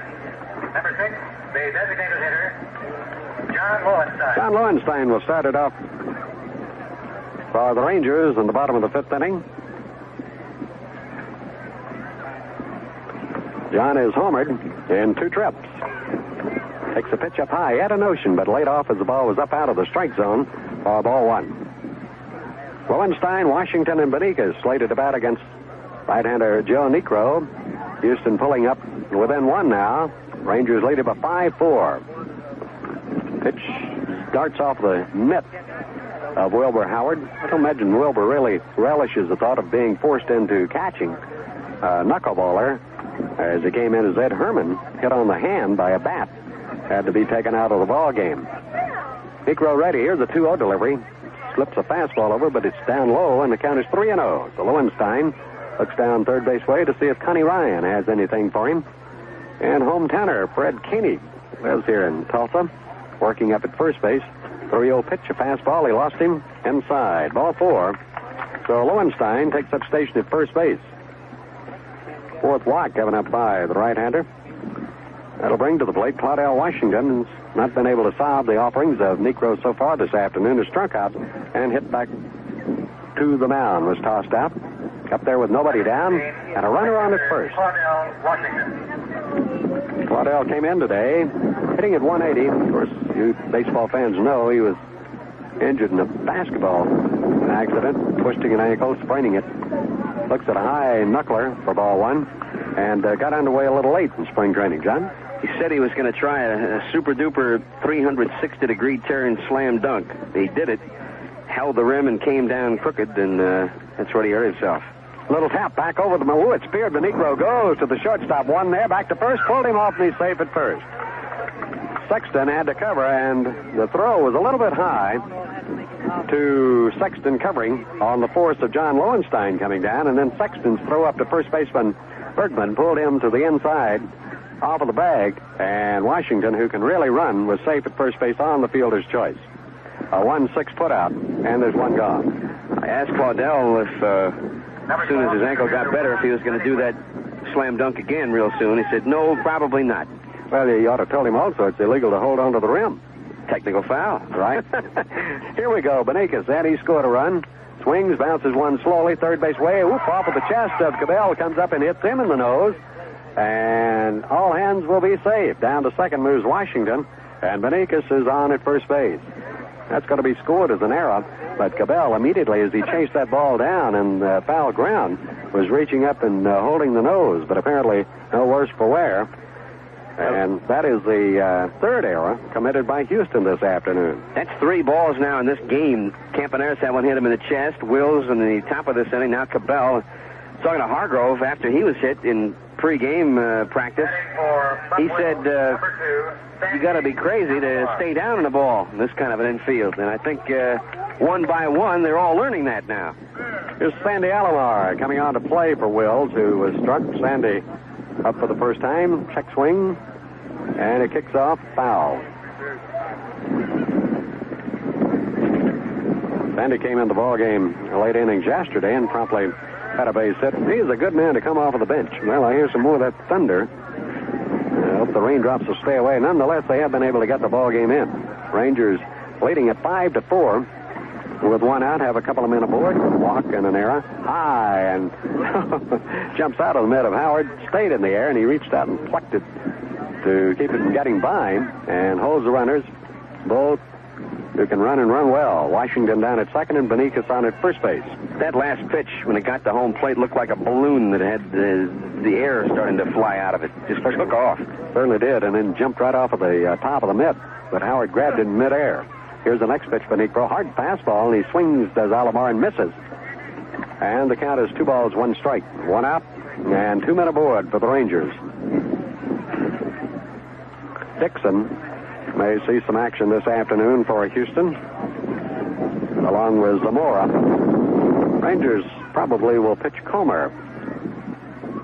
There's the ball, reach far and pop foul, third base side. Howard comes off of the mask, under it, and he has it for the out. So Wilbur Howard staying with a foul ball off of the bat of Alomar and grabs it for out number 2. That'll leave it right now up to Bert Campaneris. Bert coming over, having a couple of words with Howard, apparently pulling him on a little bit about chasing that foul ball down. Campaneris has walked and has singled, driven in a run. So he's 1 for 1 this afternoon. Also has scored a run. Bert hitting .250 with 4 runs batted in the springtime. Each ball club with 5 hits, and there's been a total of 5 errors. Some rocks in the infield. I noticed Hargrove, after he was struck, he went over and picked up that rock and threw it out of the ballpark over the right field wall. Hard swing by Campaneris, fails to pick up a breaking pitch from Niekro, one of the rarities, but he will throw the fastball, and as John mentioned earlier, he's got a pretty good one. Wilbur Wood does not throw as hard as Niekro. Actually, I think Wilbur uses his more as a changeup. Here's the strike delivery. Bouncing ball, shortstop way. Up with it, Sexton goes over for the force out to Howell on the runner. Benikas coming down. So nothing doing here in the 5th inning for the Rangers. We go to the 6th with the score. Texas 5 and Houston 4. Jack in the box, we're really cooking now. A jumbo jack, a Moby jack, a bonus jack, a super scuba fries, I have a breakfast jack. The onion rings, the natural thing, the secret sauce, the silver ball. The tacos really suck away, the food never stops that Jack in the box. The food never stops that Jack in the box. Jack, Jack in the box. Now you're cooking, Jack. Jack in the Box restaurant. In the box, we're really cooking now. You weave people, fabrics, and ideas into the fashions the world is wearing season after season. It's your business. It's big business. And if you don't deliver the goods on time, nothing else counts. We understand. So at First National Bank in Dallas, when we do business with any business, we give you just what you expect from yourself. At First in Dallas, we give you results. Results. The real measure of a bank. If your car needs a tune-up, here's one way you might start saving gasoline. Have your car's engine tuned at Bob Wilkerson Battery and Air Conditioning at their new location, 2900 West 6th Street, Fort Worth. They'll make sure you get your tune-up with quality AC Delco tune-up parts. Delco Rainy points and condensers are engineered to help give you responsive performance. They can save you gas, and that'll save you money. So get a tune-up today with quality AC Delco tune-up parts at Bob Wilkerson Battery and Air Conditioning at their new location, 2900 West 6th Street, Fort Worth. Of the ball game. Would have been the leadoff batter, but up for the first time this afternoon will be Wilbur Howard. Wilbur Howard, who came on to replace starter Ed Herman, struck on the hand, will lead it off. Howard, a left-handed batter. Number 26. Wilbur hitting at 12. He's having a good game. Has appeared in 11 ball games now, and has 7 hits and 18 trips to the plate. Looks at one low for ball 1. Doc Ellis in touch for 5 base hits and 4 runs. Howard, a left-handed swinger, has them up and shading off to the right side. Sends a fly ball high and fairly deep that Al Oliver drifts over into left center, gets under it, and grabs it in front of the 370 sign for the first out. So a high, lazy fly off of the bat of Howard retires the first man here in the 6th inning.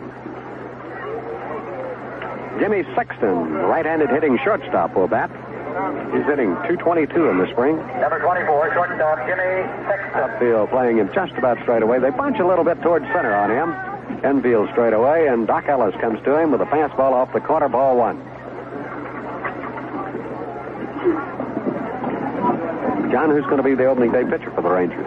Looks like John Matlack and Ron Guidry will battle it out on Saturday. A couple of pretty fair left-handers.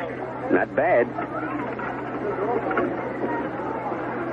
Here's the 1-0 delivery and a breaking pitch right in at the knees for a called strike. 1-1. Ellis keeps that ball down on most occasions.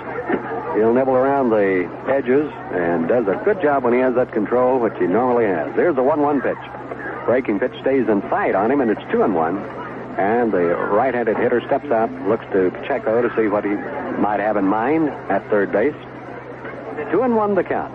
1 man gone. Here's the pitch. Ooh, has a sharp breaker, but way out of the strike zone. Count moves along to 3 balls, 1 strike. Excuse me, go ahead. John Matlack has really had a good spring, and he's a classy ball player. Certainly.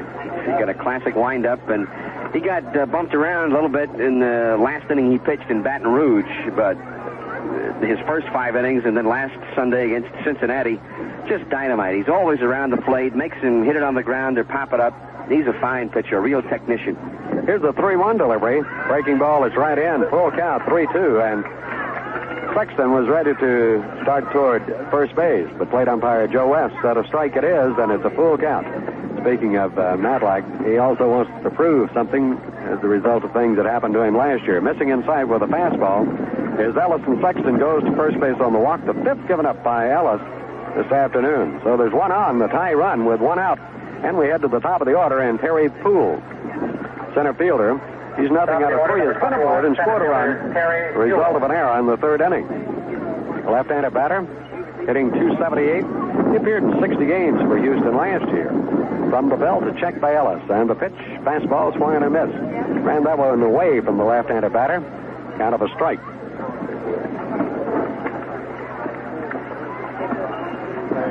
Well, we got the ball game in. Rangers leading it right now 5-4 as we play on the top of the 6th inning. There was some doubts as the throw goes over to first base just to keep Sexton fairly close. Hargrove holds against him. Enfield with 1 out has set up in double play depth. Hera near the grass, third base. Ball is swung on and trickles foul off to the right. And Doc Ellis works in front as the leadoff batter. Center fielder Terry Poole batting. 1 out and 1 on. Scoring came early for the Rangers today. They got run in the 2nd inning, a couple in the 3rd, and a couple in the 4th. Here's the 0-2 delivery by Ellis. Ooh, he almost hit him. And the batter, Poole, had to do an adagio. Well, it did tip him. Yep, it did tag him just barely, and Poole goes on down to first base, being hit by the pitch. That'll move the tying run over to second base in the person of Jimmy Sexton. So Ellis has hit a man, and he has 2 runners aboard with only 1 out, and he's going to be looking at the meat part of the batting order right now. Enos Cabell. He's nothing out of 3. He's grounded out twice and popped to short. 2 on, 1 out. Enfield looking for the double play ball. Hera even with the bag at 3rd. Pinch in around 2nd a little bit for the right-handed batter. Ellis slows down the tempo. He will work extremely fast with nobody aboard, but Sundberg will slow him down when he gets men aboard. Here's a look. Runners move. The ball is taken right down the middle. Throw goes to third. He is safe third. Not a double steal. The runner at first held on, and Sexton swipes third. That throw came in a little bit low, but it was scooped up by Hara, but the ball bounced up. And as it bounced up, Hara had to take it a little bit higher than he normally would like to have, and the runner slid right beneath it for a stolen base. That's something you won't see too often as anyone stealing third base on Sundberg, but Sexton got a great jump on pitcher Doc Ellis. So runners now at first and third, a one-strike count on Cabell. Ty Rudd is over at third base, and Ellis works. Slow tap, reaching for a low delivery and fouling it to strike two. John? Well, a lot of base runners will tell you sometimes it's easier to steal third base than second, especially with a right-handed hitter up there. The catcher doesn't have a real good look at third in the first place, and a lot of times the pitcher really won't work that hard at keeping a man close at second base. You can get a much bigger lead over there. In fact, you never have a guy standing right on the bag to hold you over there. But he still had him, I think. The throw was there, but a little bit low, as you said, as you described it, and Hara had to come up a little bit with the glove, and just as he did, he slid under it. All right, here's Ellis' next delivery. Hit right off of the fist. Slow tap's going to be trouble. Hara charge, and he'll have no play. So an infield tap right down the third base side. Hara charging from third, grabbed it. Look, no play anywhere. And an infield hit has tied the ball game at 5. Coming on to score is Sexton from third. Poole goes over to second, and Cabell gets his 5th RBI of the year on an infield tap. So it's a 5-5 ball game. 7th hit given up by Ellis this afternoon. Number 28. And that will bring on Cedeno. He has doubled, been on an error, and walked. Scored a run, driven in a run. Had a double in the first inning. Well, that was one of those deals you do or you don't, and by the time Hara could charge that ball, get in to pick up, he looked, but he had no play. Go-ahead run at second. Cedeno starts to go and checks and does so in time on a pitch that's inside. Now an appeal, and it's a ball. 1-0. Tie ball game, and the Astros have been chopping away here in the middle innings. After being down, they've come back to tie it up at 5. Ellis still in trouble. Breaking ball, kicks off of the shin guard of Sundberg, rolls to the right, but no advancement by Poole down at second, nor Cabell at first base. Count of 2-0. Breaking pitch low outside, and it's hit off of the heel of the catcher's mitt and then struck the shin guard of Sundberg and drifted off some 20 feet quickly to the right side, but Jim alertly grabbed it, and no advance for the base runners. Cruz is on deck, and Ellis comes to the plate. High fly ball way out there in right field. Washington has this one under control and grabs it. No advance by the runners. So Cedeno and out on a high lift to right field. 2 men out. Here's Cruz. One more, let's go. Jose Cruz walked in the first, singled in the third, again singled in the 5th inning. 2 for 2 and has scored a run. Ellis now working with 2 on and 2 out. A run is in. Number 25, the right fielder. A hit 2 for 2 batter. and a walk, Jose Cruz. An infield tap for a base hit has produced the tie run here at the top of the 6th inning. Cruz, a left-handed batter, 2 for 2, and he was hitting .371 coming in this afternoon. Ellis checks the runners, delivers. Fastball, it just misses on the inside, ball 1. John, you're going to line up your predictions as to who's going to win and be ready to give us all that information the first day of the season? Well, I was thinking maybe waiting a few months. Oh, what, like the 1st of October? I've had such a good streak here the last month with predictions. Yeah, you really came through well on that basketball. There's a little changeup. It looked like Doc threw a knuckler up there. Missing inside for ball 2. Bergman is the on-deck batter. Should Cruz be able to keep it alive for the Astros? Rangers 5 runs on 5 hits. Astros 5 runs on 7 base hits. 5 errors in the ball game. The Astros have 3. Here's the next delivery. Low inside. And Ellis falls behind 3-0, so he's only a pitch away from loading the bases. Tell you what, Birdsong and I enjoyed your prognostication on the basketball so much. We just went the other way, and every time you were right. You make a fortune. Check swing inside, the bases loaded. Ball 4. That'll send Poole over to third base. Down to second goes Cabell. And Cruz, for the fourth time, is on this afternoon. 2 walks and a couple of base hits. That's walk number 6 given up by Ellis. And Dave Bergman, who has walked, struck out, and singled, driven in a run, and scored a run, will be the batter with the bases loaded. So he's up there right now to do some real damage with 2 outs. Ellis works from the stretch, delivers a pitch that's through for a strike at the knees. Well, the sun's out right now, and looks like it might be clearing off a little bit back toward the west. So I don't think they're going to have any problems, maybe, getting the ball game in. It's tied right now.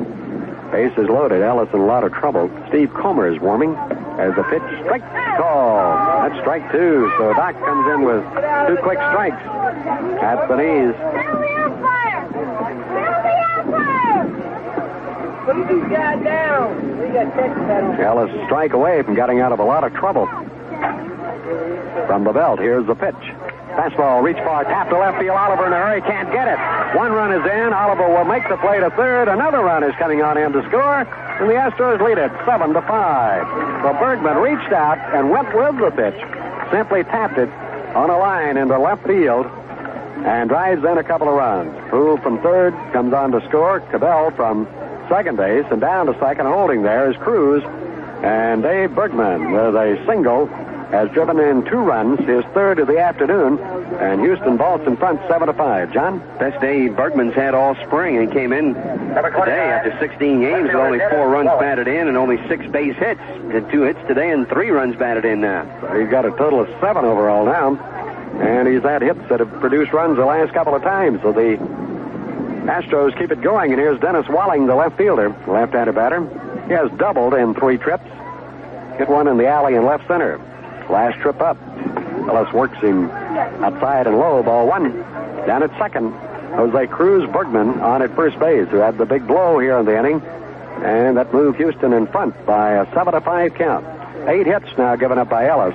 There's a ball wrapped on the ground. Hargrove's way at first. He'll grab it. Feeds it over to Ellis. In time for the out. 3-1 for the putout. But the Astros have done the damage. 3 runs on only a couple of base hits. They strand a couple. And we move to the bottom of the 6th inning with the score now. Houston 7 and Texas 5. Picture Hawaii. Picture yourself in Hawaii. Picture yourself on a Tradewind tour to Hawaii. Now that's a vacation. Tradewind Tours has been offering vacations to the islands longer than any other Hawaii tour company. And now, Tradewind Tours offers you the world. What's your pleasure? Mexico, the Orient, the South Pacific, and in 1978, how about Europe? Tell your travel agent you want to explore the world of Tradewind Tours, because Tradewind Tours is Hawaii and the world. It's amazing what a fresh coat of ceiling paint will do to brighten a room. And that's a good place to start your spring cleaning and painting. At your Cook Paint Decorating Center, you'll find the kind of ceiling paint you need for the texture or finish you want. Then for the walls and trim, a fantastic color selection and your choice of paints. There are all sorts of color samples and how-to-do-it booklets to help you. And your Cook man is always ready to advise you on how to do the job easiest and best. Cook Paint, a good place to start your bright ideas for spring decorating. Would you like to win 2 free tickets to a Ranger game of your choice? If so, send a postcard to Ranger First Run Contest, First National Bank of Fort Worth. Post Office Box 2260, Fort Worth. And the zip code is 76101. That's the Ranger First Run Contest, First National Bank of Fort Worth. Post Office Box 2260, Fort Worth, Texas, 76101. Jim Sundberg will start it off for the Rangers here in the bottom of the 6th inning. The Rangers now find themselves trailing for the first time. Sundberg has failed to hit in 1 official trip to the plate. Been aboard on an interference call. He'll be followed by Hargrove and Hara. And Joe Necro is slated to work here in inning number 6. We're getting a little activity down in Houston's side in the bullpen. Steve Comer working the bullpen. Swung on the first pitch and a high fly ball to shallow right. And coming on is Cruz. He's under it, and the right fielder grabs it for the first out. Sundberg acted as though he would like to have recalled that swing, kind of a check swing, and hit a high pop to shallow right field for the out. Ellis going 6 innings this afternoon, 8 hits, 7 runs, 6 of which were earned. Struck out 1 and walked 6, and also hit a batter and uncorked a wild pitch. Here's Hargrove. Mike snapping out a 3. Mike Hargrove. Struck out in the first, grounded out in the third, and hit a fly ball to left field in the fourth inning. Left-hander batter hitting .255. Springtime. Negro ready and delivers that knuckler through for a call strike. Jumps out of the mitt, catcher Howard, and Wilbur chases it down off to the right side. Steve Comer will be coming into the Rangers, and Tulsa fans here know him well. Here's Negro ready with the next delivery. A little high. Kind of a ball and a strike on Mike Hargrove. One out as Sundberg opened with a fly to right field. Bottom of the 6th, 7-5, Houston. Ball wrapped on the ground. Art Howe from second darts over to his left, makes the grab, feeds it on over to Berkman, and 2 minutes, then retired. Hargrove hit a one hopper to the second baseman Howe, and he tosses out Mike for the second out, and that'll bring to the plate Toby Hara. Hara has grounded out, walked, scored a run, single, driven in a run. So he's 1 for 2 this afternoon. Toby has not hit well this spring, hitting at 143 coming in.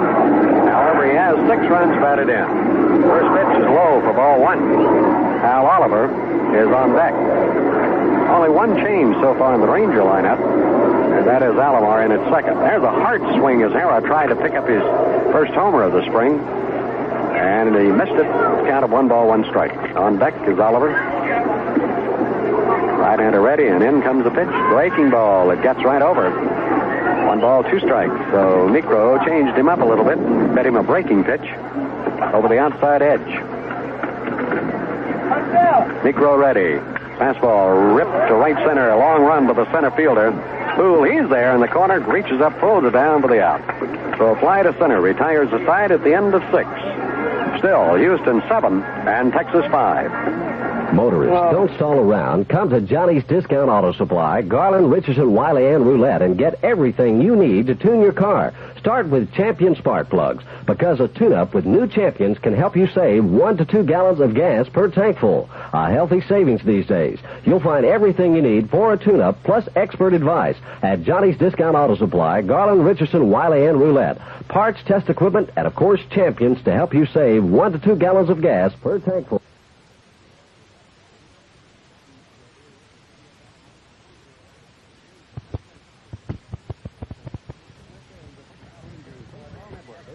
Goble says save now on Demco Posture mattress and box spring sets at Trailer Furniture, Terrell, Texas.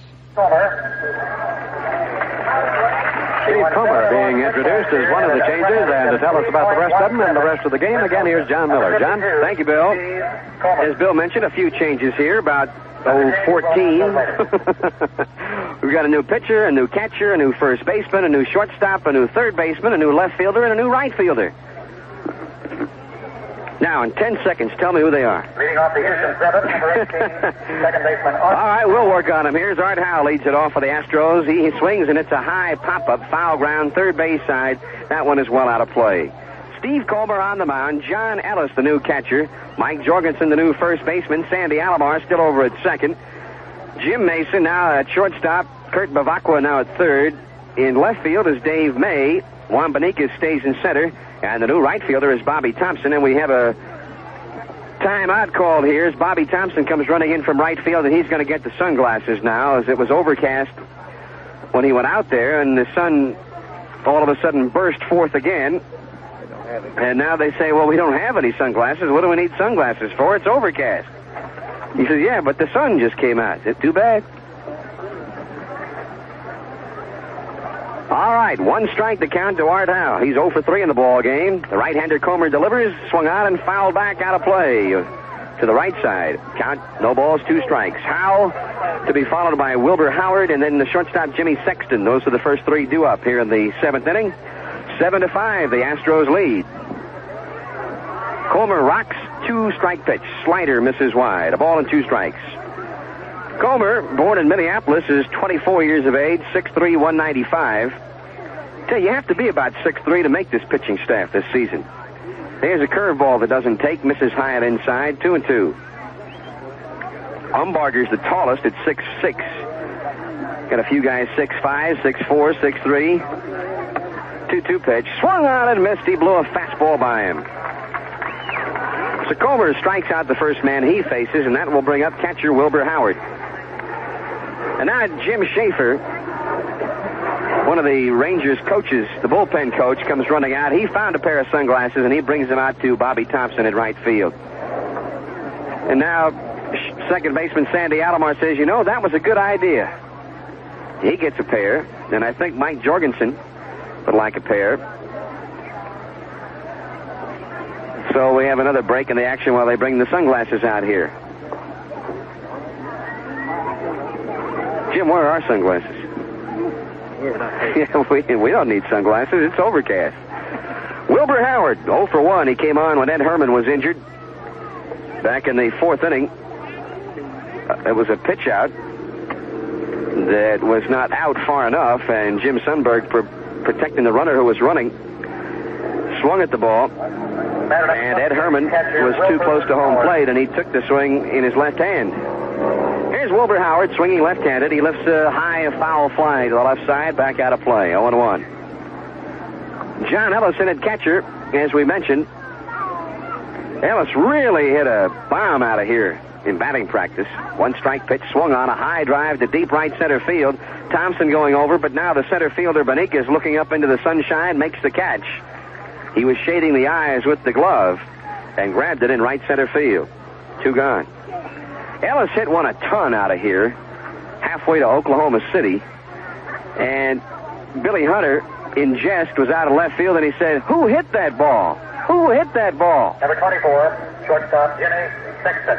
Here's the pitch to Sexton, low for a ball.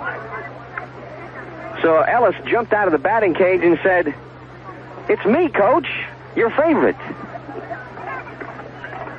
There's a fastball that misses a bit high. 2 balls, no strikes. Looks good to me. Well, Ellis hits a few balls like he hit in batting practice. He will be a favorite. There's a swing and a pop-up. Third base side, Bavacqua drifting into foul ground, waits for it, and makes the catch. So an impressive 7th inning by Steve Comer. 3 up, 3 down. We go to the bottom of the 7th. It's Houston 7 and Texas 5. It's a fresh new slice of apple pie from Chevrolet to you. A fresh new slice of apple pie from Chevy Malibu. Have we got a wagon for you, America? The name is Malibu, and it's chock full of new. Crisp new looks, trim new size, and a handy new 2-way hatchgate you're just going to love. A fresh new slice of apple pie from Chevy Malibu. It's a wagon for America the way we are today. Slim on the outside, but roomy on the inside, with lots and lots of load space, plus some hidden storage, too. A fresh new slice of apple pie from Chevy Malibu. And you know what else, America? You're going to find it's a real kick to drive, and no trick at all to slip into those stingy little parking places. Some wagons would have to pass right by. Sound good?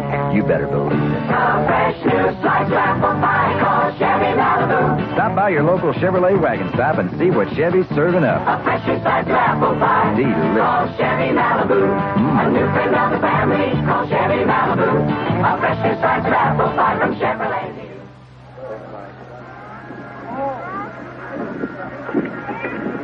Well, next Sunday, 1 week from today, April the 9th, is Poster Day at Arlington Stadium. All fans entering the park with a paid admission receive a giant poster with an artist's drawing of 5 of your favorite Ranger players. These posters also feature the entire 1978 Ranger schedule. These posters are a courtesy of the friendly folks at Red Carpet Realty. So make your plans now to be on hand next Sunday, April the 9th, on Red Carpet Poster Day. They'll also have the New York Yankees that day, which extra added attraction besides that. The Yankees in next Saturday afternoon, Sunday afternoon, and Monday night. Remember the night ball games at Arlington Stadium, 7:35 starting time. Now, the Saturday ball game will have a late start because it is on NBC as part of a doubleheader on the network. It'll start at 3:05. The next Sunday's game, the Poster Day game, will be at 2:05. And then the last 3 games of the homestand, 1 with the Yankees on Monday and then 2 with the Detroit Tigers Tuesday and Wednesday, will all be at 7:35 starts. We're in the bottom of the 7th inning now, and Dave May leads it off for the Texas Rangers on in left field in the top of this inning in place of Al Oliver. May, stocky left-handed swinger to face the new pitcher, Tom Dixon. Curveball, Nubber, second base side, takes the high hop to Art Howe, and he throws him out, one gone. That'll bring up designated hitter John Lowenstein. Thomas Earl Dixon, 6 foot, 183, purchased by the Astros from the St. Louis Cardinals in 1975. Last year was 13-4 at Charleston, 2.25 earned run average. And then in 9 games with the Astros, 4 starts, he won 1, lost none with a 3.3 earned run average. Throws a fastball to Lowenstein, wide, ball 1. Bobby Thompson is on deck. Dixon from Orlando, Florida. 1-0 pitch. Curve over the outside for a strike. 1-1. Lowenstein homered in the second, bounced out in the third, and walked in the fifth. He's 1 for 2. 7 runs, 9 hits, 3 errors for Houston. 5 runs, 5 hits, and 2 errors for Texas. Dixon's 1-1 offering swung on and missed. It's 1-2. Got him with a breaking ball.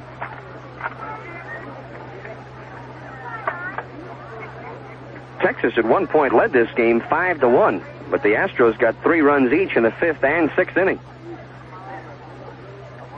1-2 pitch. Fastball caught the outside corner, strike 3 call. Lowenstein turns around and glares at plate umpire Joe West. But he'll walk back to the dugout, 1 for 3. That brings up Bobby Thompson. Voted the rookie of the spring training camp down in Florida. Well, he might have been. Now hitting .326. 1 home run, 9 runs batted in, 7 stolen bases. Number 48, the new right fielder, Bobby Thompson. Get something going now. Thompson swings left-handed, very fast runner. Takes the slider inside, ball 1. Third baseman Cabell plays him right on the edge of the infield grass.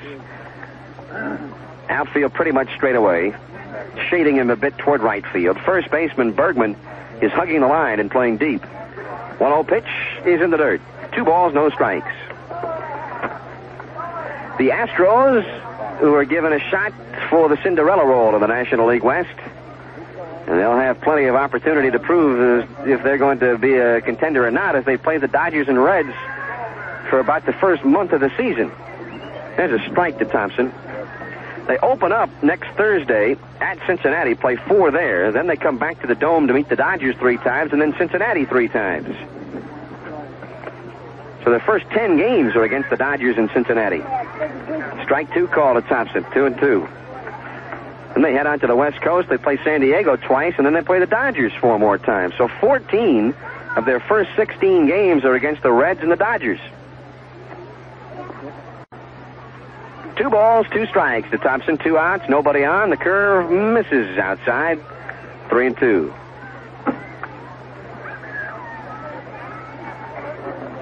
Thursday afternoon, in fact, at Riverfront Stadium, J.R. Richard, Tom Seaver will duel.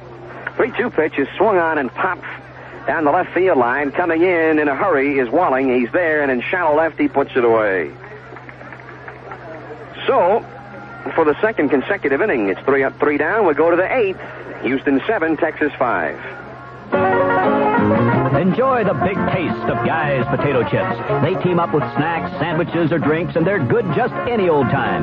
Guy's are the real fresh chips, not dried, mashed, rolled, or processed.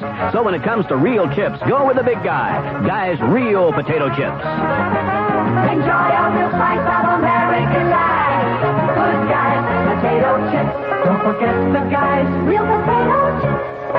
When you're looking for a way to lighten your day, to brighten your day, think of fries. Flying away to the taste of yesterday, the old-fashioned flavor of fries. When the work is done, a day in the sun is a lot more fun if you try. Loading up and away to the taste of yesterday, the old-fashioned flavor of fries.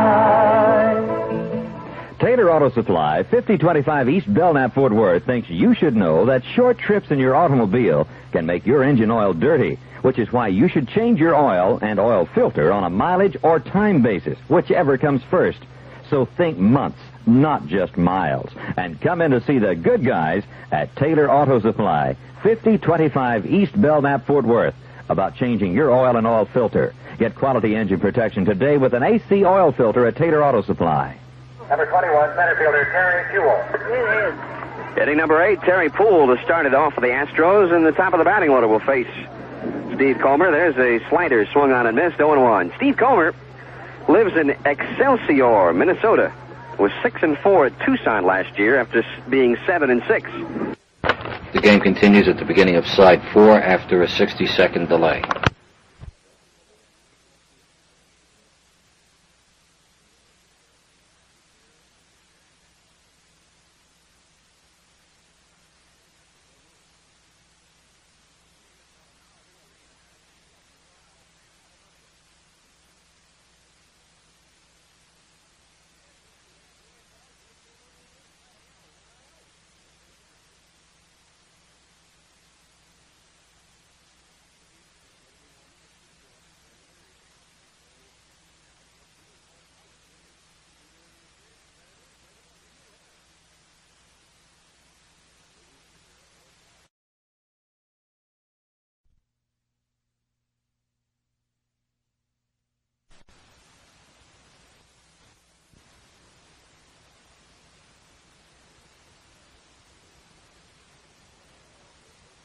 Here in Tulsa, 13-10 overall.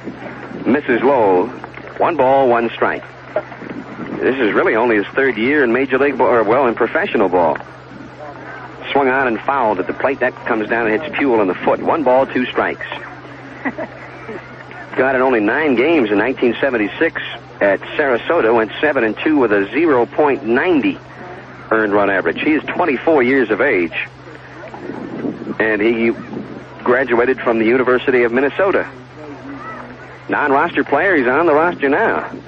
Fastball low and away. 2 balls, 2 strikes.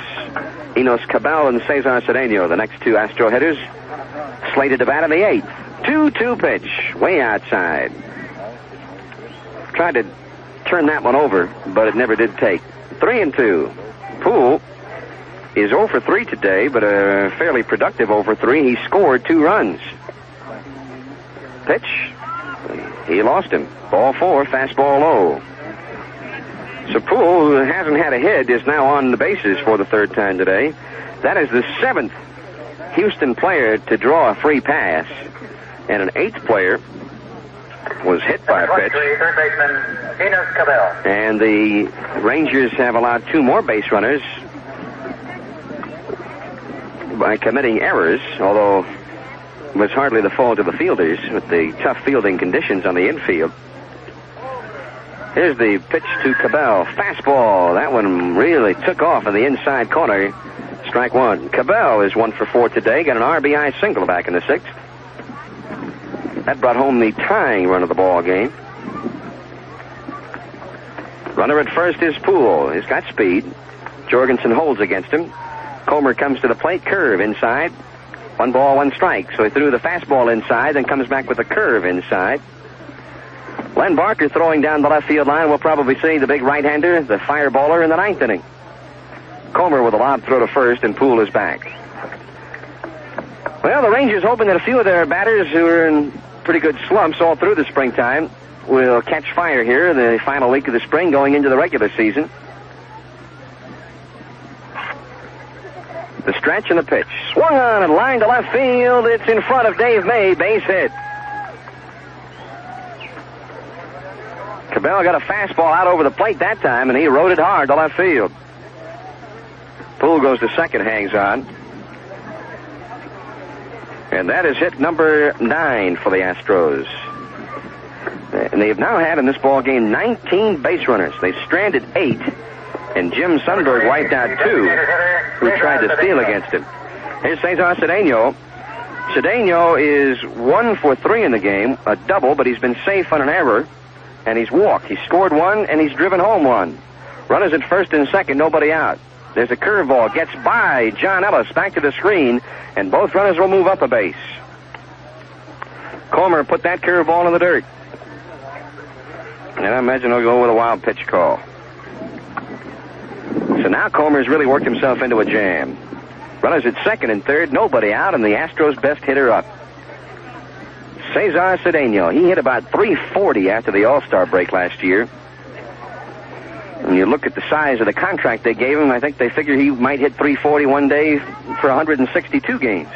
There's a curve, a big swing and a miss. He didn't get it. 1 ball, 1 strike. Comer threw a wicked-looking curveball that time. Changed speeds with it, and Cedeno tried to send that one back to the Astrodome. 1 ball and 1 strike.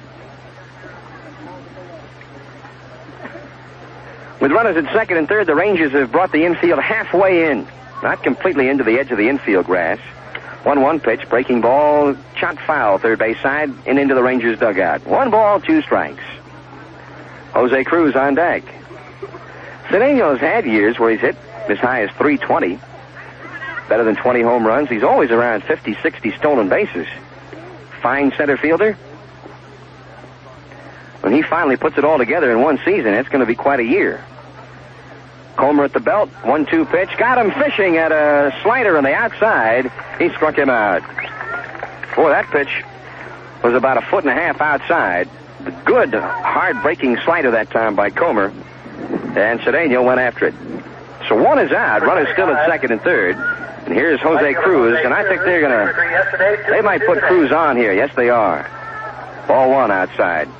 This is a guy you got to put on, left-handed swinger, who's killed the Rangers for 3 consecutive days. Today, he's 2 for 2 with 2 walks. Scored a run. Yesterday, he was 3 for 5. Here's ball 2. Dave Bergman is the man on deck, actually walking a left-handed batter to get to a left-handed batter. But Cruz came into the game hitting 371. He's probably up over 400 by now, and Bergman came into the game hitting 166. And yet, the man they Bases loaded for number 16. have walked here. Dave Bergman with 3 RBIs today. To get to Bergman, well, Bergman, the man they apparently want to pitch to, has 2 base hits and 3 RBIs today. That's right. He drove in the 2 runs that put Houston over the top. Bases loaded from the stretch. There's a swing and a miss. A good low fastball on the outside. Comer put it right there. 0-1. Bergman 2 for 3, scored 1, and driven home 3 runs. And his base hit in the 6th inning, bringing home Terry Poole and Enos Cabell, and that's the difference right now. 7-5 Houston. An Astro at every base. The 1-strike pitch, wide. 1 ball, 1 strike. Talking earlier about Cedeno, almost perennial Gold Glove winner. Last year he made only 1 error and didn't. Here's the 1-1 pitch. Swung on, shot to right field, base hit. 1 run scores. Here comes Cabell around third. Bobby Thompson will throw to third. It's cut off. Cabell scores 2 runs in for the Astros, and Bergman has 5 RBIs for the day, and it's 9-5 Houston. He still wants to play. Now, I started to say about Cedeno last year, he only made 1 error and did not receive the Gold Glove. Well, who got it last year? Well, Bergman now 3 for 4. Must have had a pretty good season. Yeah. Apparently didn't make any errors. Well, when was it? 74. Don Money of the Brewers, I think, set a record for fewest errors in a season by a third baseman. Certainly did. Brooks Robinson made 3 or 4 times as many errors, and he still won it. Well, Spencer, a number of years, been the best fielder error-wise. Here's Walling, swung on. There's a drive to left center field. That's going to fall in. Base hit.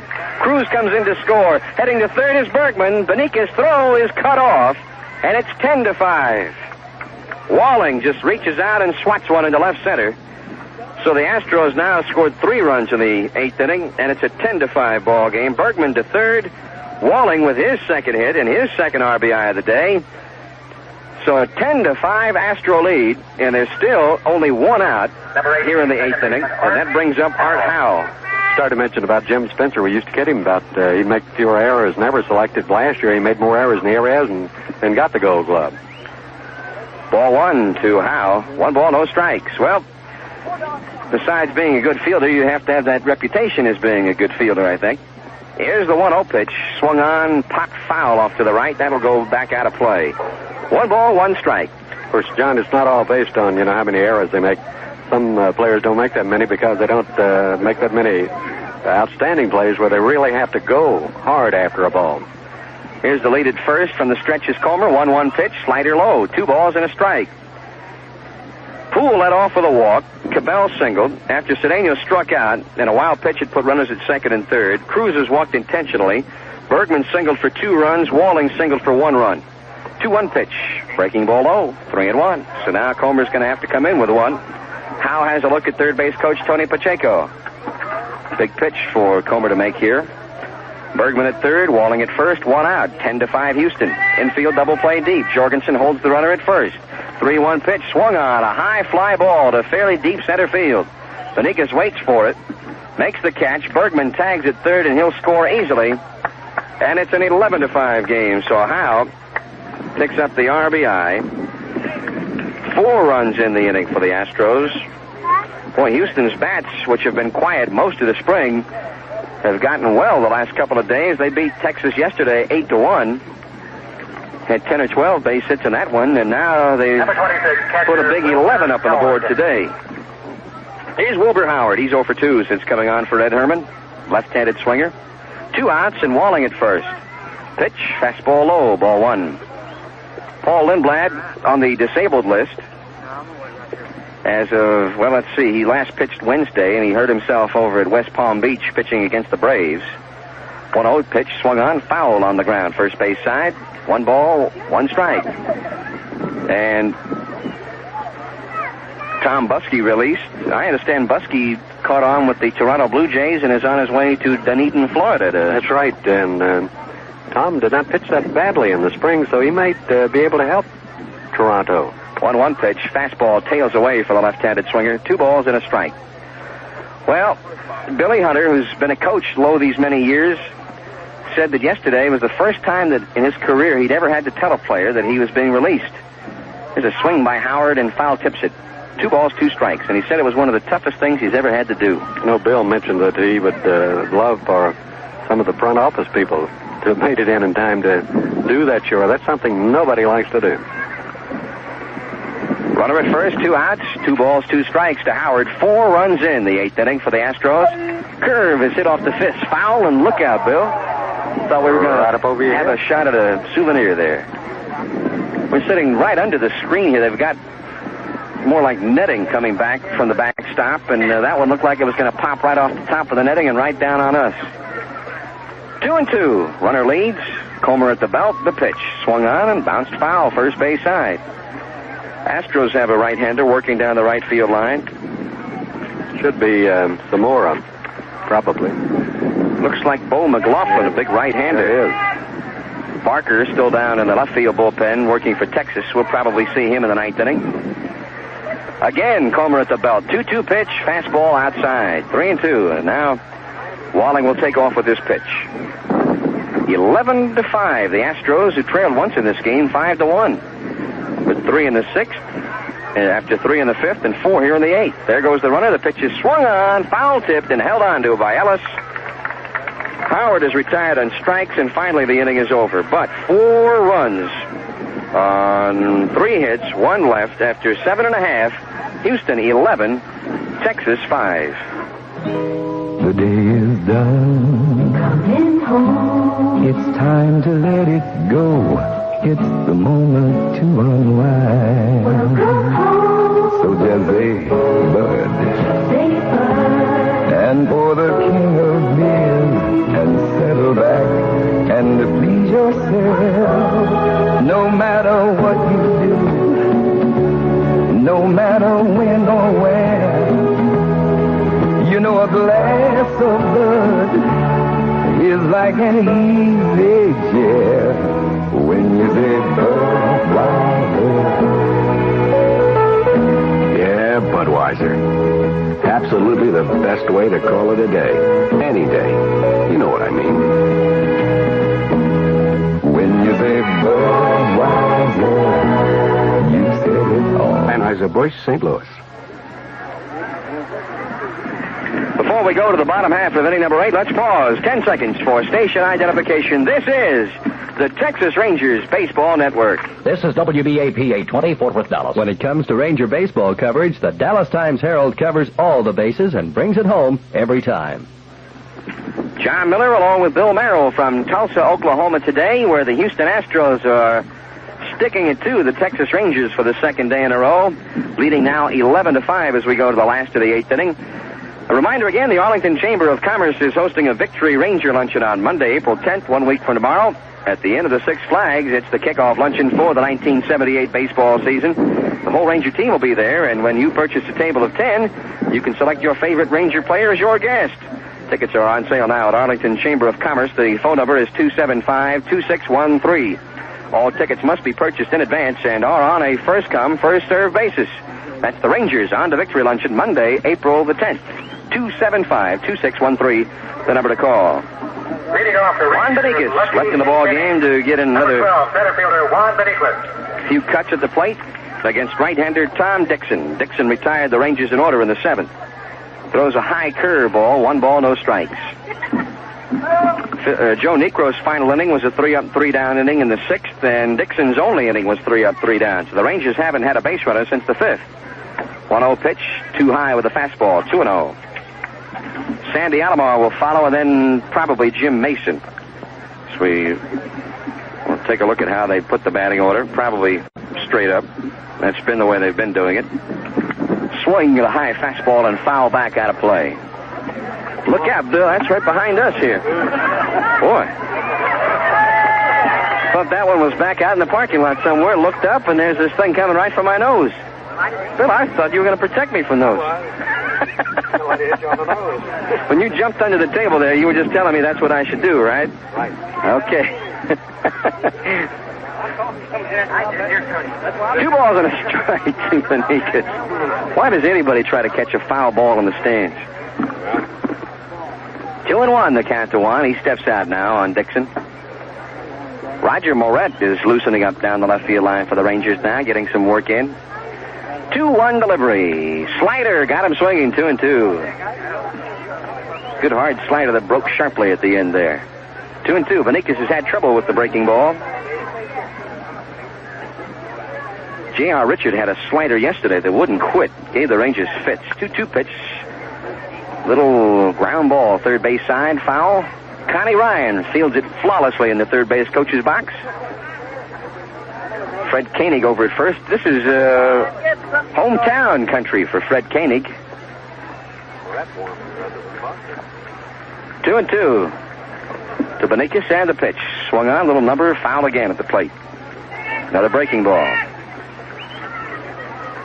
Take a look at the Rangers starters, and the batting average is not too good. Benitez 227, Campaneris 250, Hargrove 255, Harrell 143, Oliver 284, Sundberg 269, Washington 190, Zisk 148.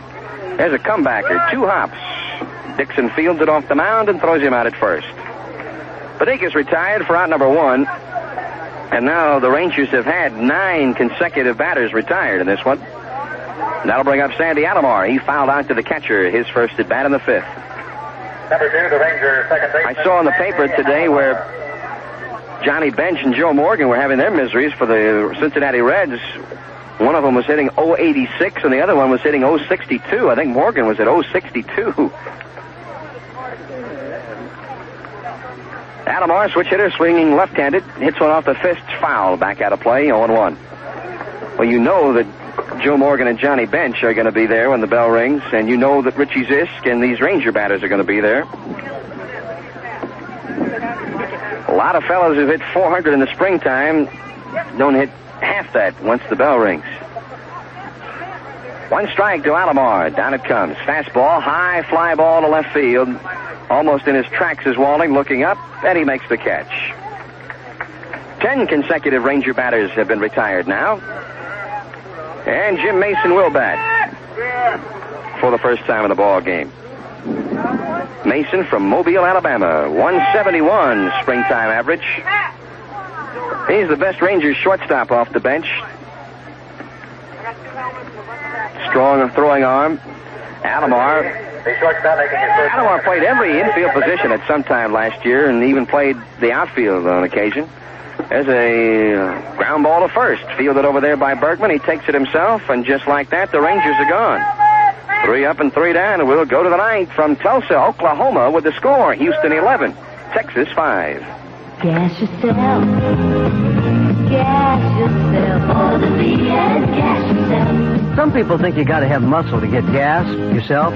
You just gotta be cool, that's all. Because there's nothing slicker, nothing quicker than gas yourself at Vickers. And they got regular, unleaded, and premium. My cousin Lance Goebel can do it, and he thinks cool as snowshoes in bed. So you know the only muscle he's got is between his ears. Look for that beat, a Vickers sign, gas yourself. Thank you for joining us for this Texas Rangers baseball game on WBAP. We'd like to remind you to stay tuned to WBAP for the best music around with a lot of people who enjoy what they do.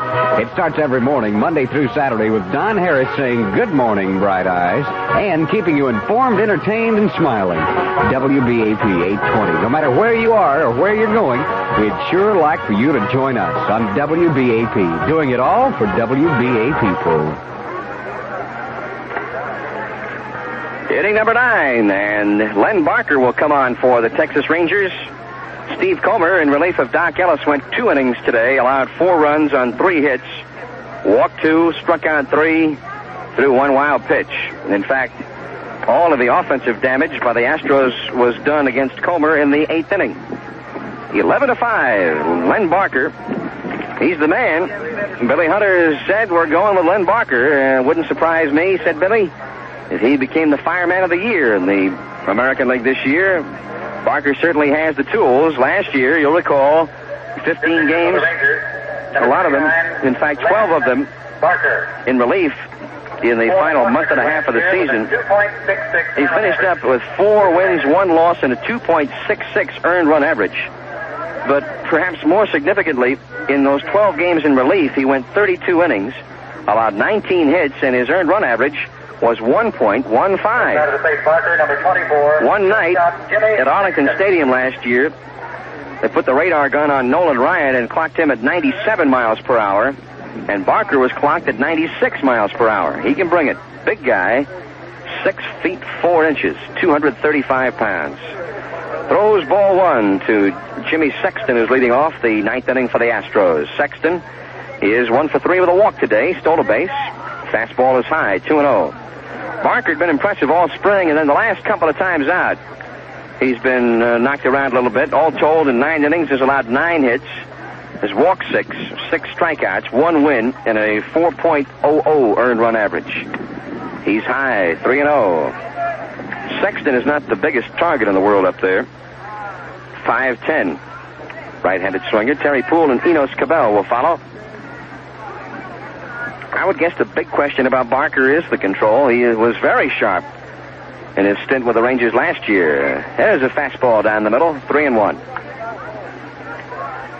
Ellis the catcher, Jorgensen at first, Alomar at second, Mason at short, Bavacqua at third. The outfield, May, Benikas, Thompson from left to right. Here's the 3-1 pitch. Where that one missed?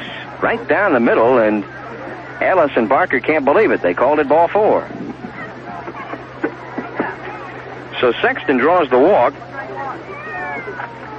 That one didn't miss by too much. So we go to the top of the batting order, and Terry Poole. Poole, without the benefit of a hit, has scored 3 runs today. 0 for 2. He's walked once, been safe at, 0 for 3. He's walked once, been safe at an error, has been hit by a pitch. Swings, hits a double play, bounces to short. Mason shovels to Alomar for 1. The return to first is not in time. Well, Poole really got down the line there in a hurry.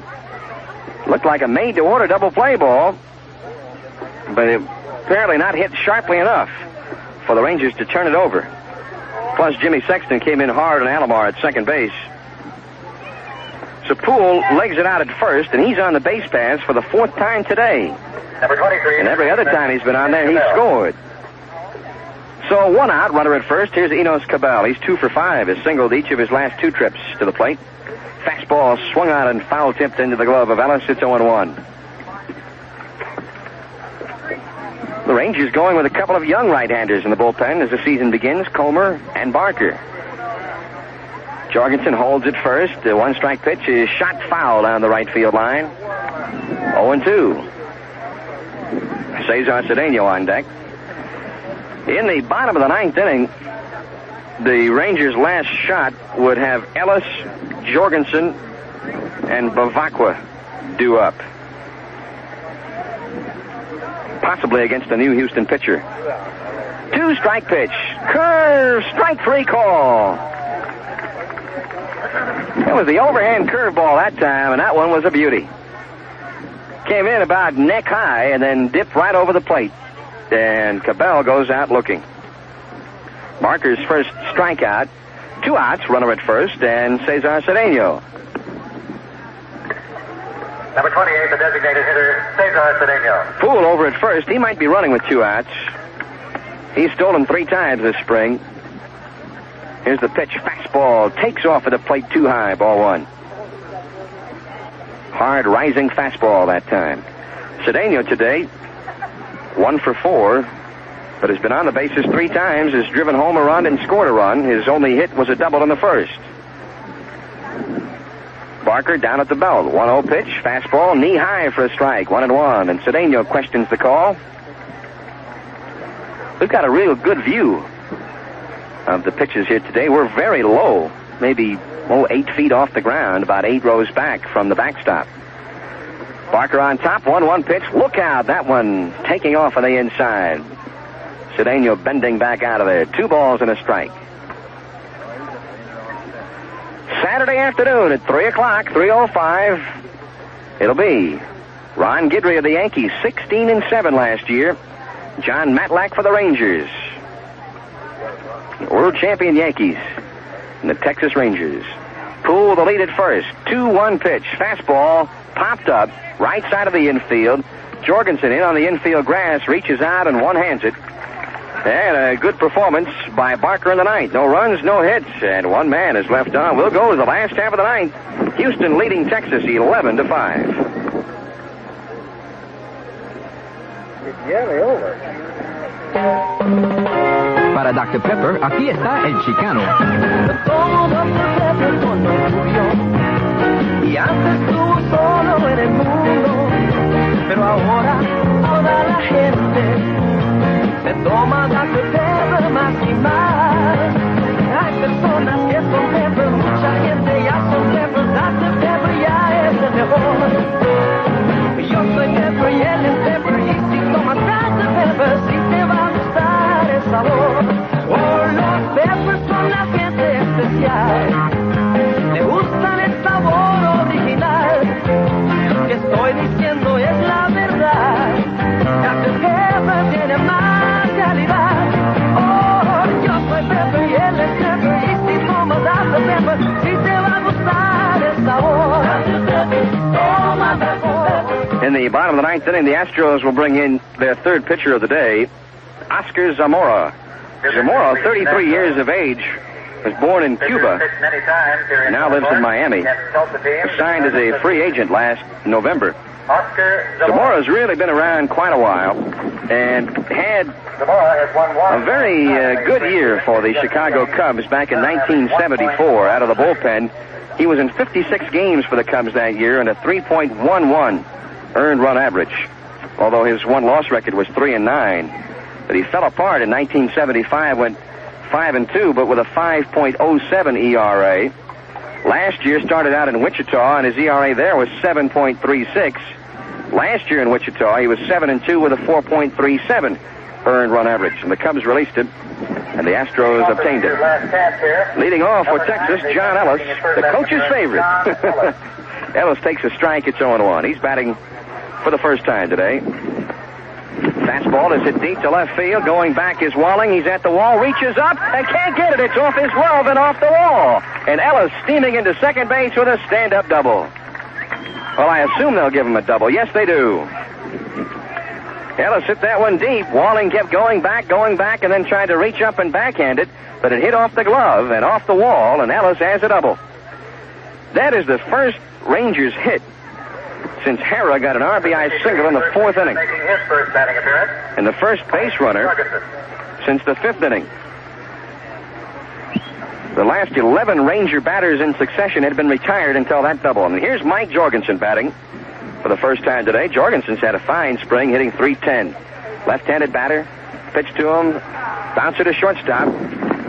Fielded by Sexton, the long throw just in time. He almost took too long and just got Jorgensen by half a step, said Al Clark. That one hit in front of him, and Ellis had to hang on at second base. So 1 out, runner still at second, and Kurt Bavacqua will bat.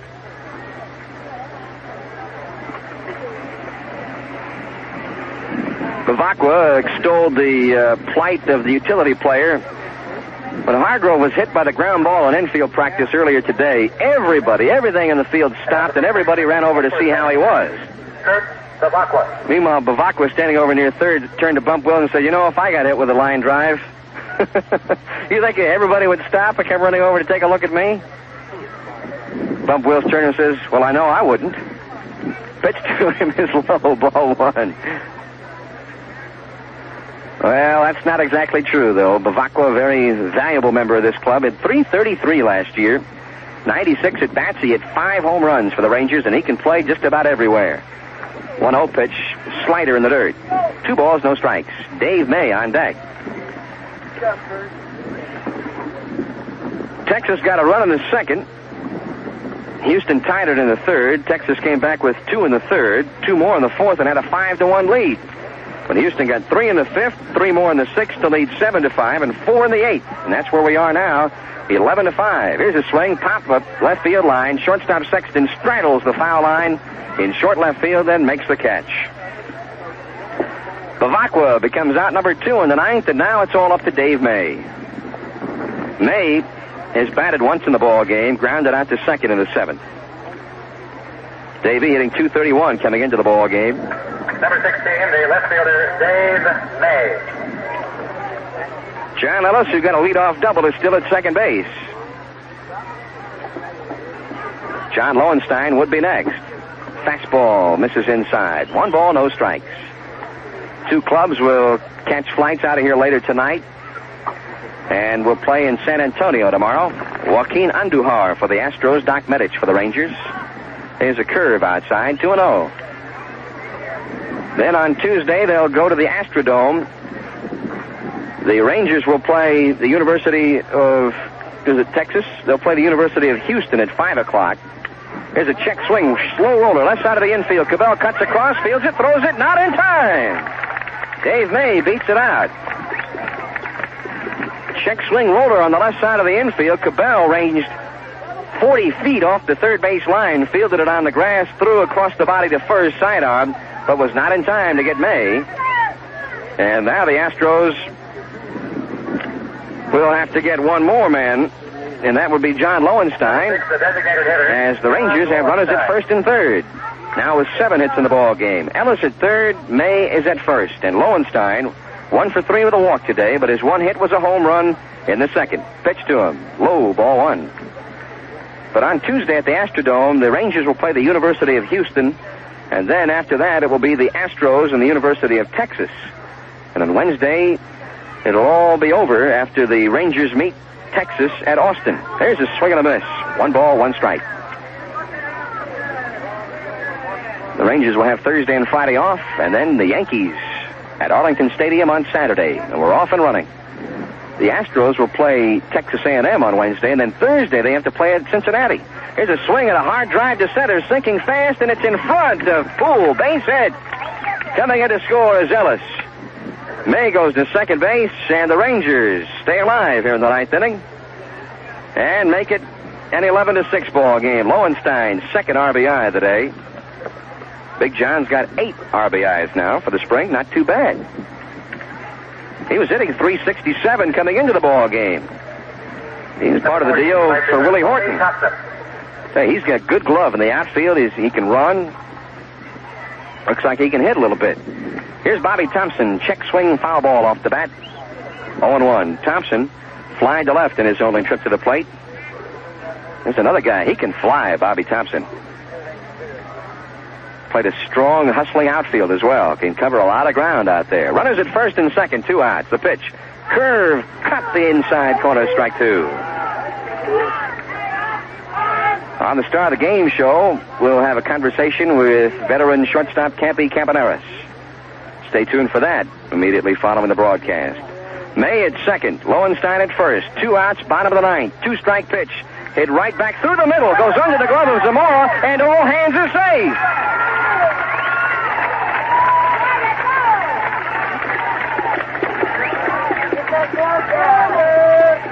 Thompson hit a roller right back through the middle. It went right under the glove of Zamora.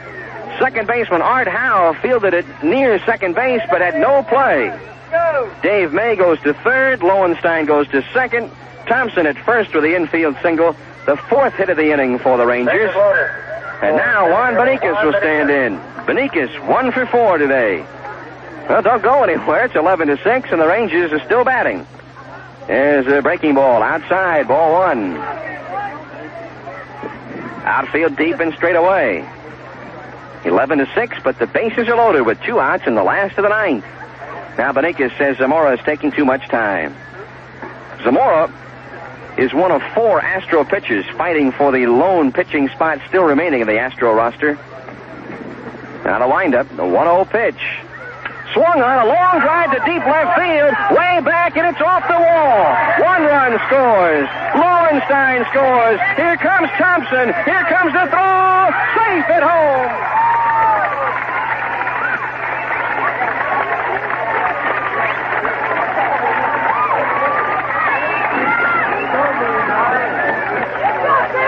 A 3-run double for Juan Beniquez said it's an 11-9 ball game. And now Sandy Alomar represents the potential tying run of this ball game. Well, we finally had one of those springtime slugfests. Most of the time, all spring, we've had tightly played Major League ball games. 5-3, 3-2 type games, very few errors, good pitching, heads-up play. Haven't had any of those 15-13 ties, but we got an 11-9 ball game going today. And so the Texas Rangers, who were dormant since the 4th inning, have sprung for 4 here in the 9th, are still alive. And Sandy Alomar, who doesn't hit them often, but if he hits one now, we're all tied up. Jim Mason on deck. Zamora at the belt. Check second. Curve is very high. Ball 1. Juan Beniquez really stroked that one off the left center field wall. And that brought home May, Lowenstein, and Bobby Thompson, who scored all the way from first. Boy, he really got around the bases. 1-0 pitch. Fastball. They said it was a strike. Let her high. 1-1. Alomar didn't particularly like the call, neither did the fans here in Tulsa. 1 ball and 1 strike. 2 outs. Beniquez at second. It's 11-9. Houston. Alomar with a base hit trying to deliver that 10th run. Probably would with a base hit. The stretch, the pitch. High fly ball to shallow right field. Art Howe on the edge of the grass makes the catch, and it's all over. In the 9th inning, for the Rangers, 4 runs, 4 hits, Los Angeles and Cincinnati. 5 hits, correct that. The best of luck to the no errors, 1 man left on. The final score, the Texas Rangers beaten by the Houston Astros 11-9, and I'll be back with the final totals in 60 seconds.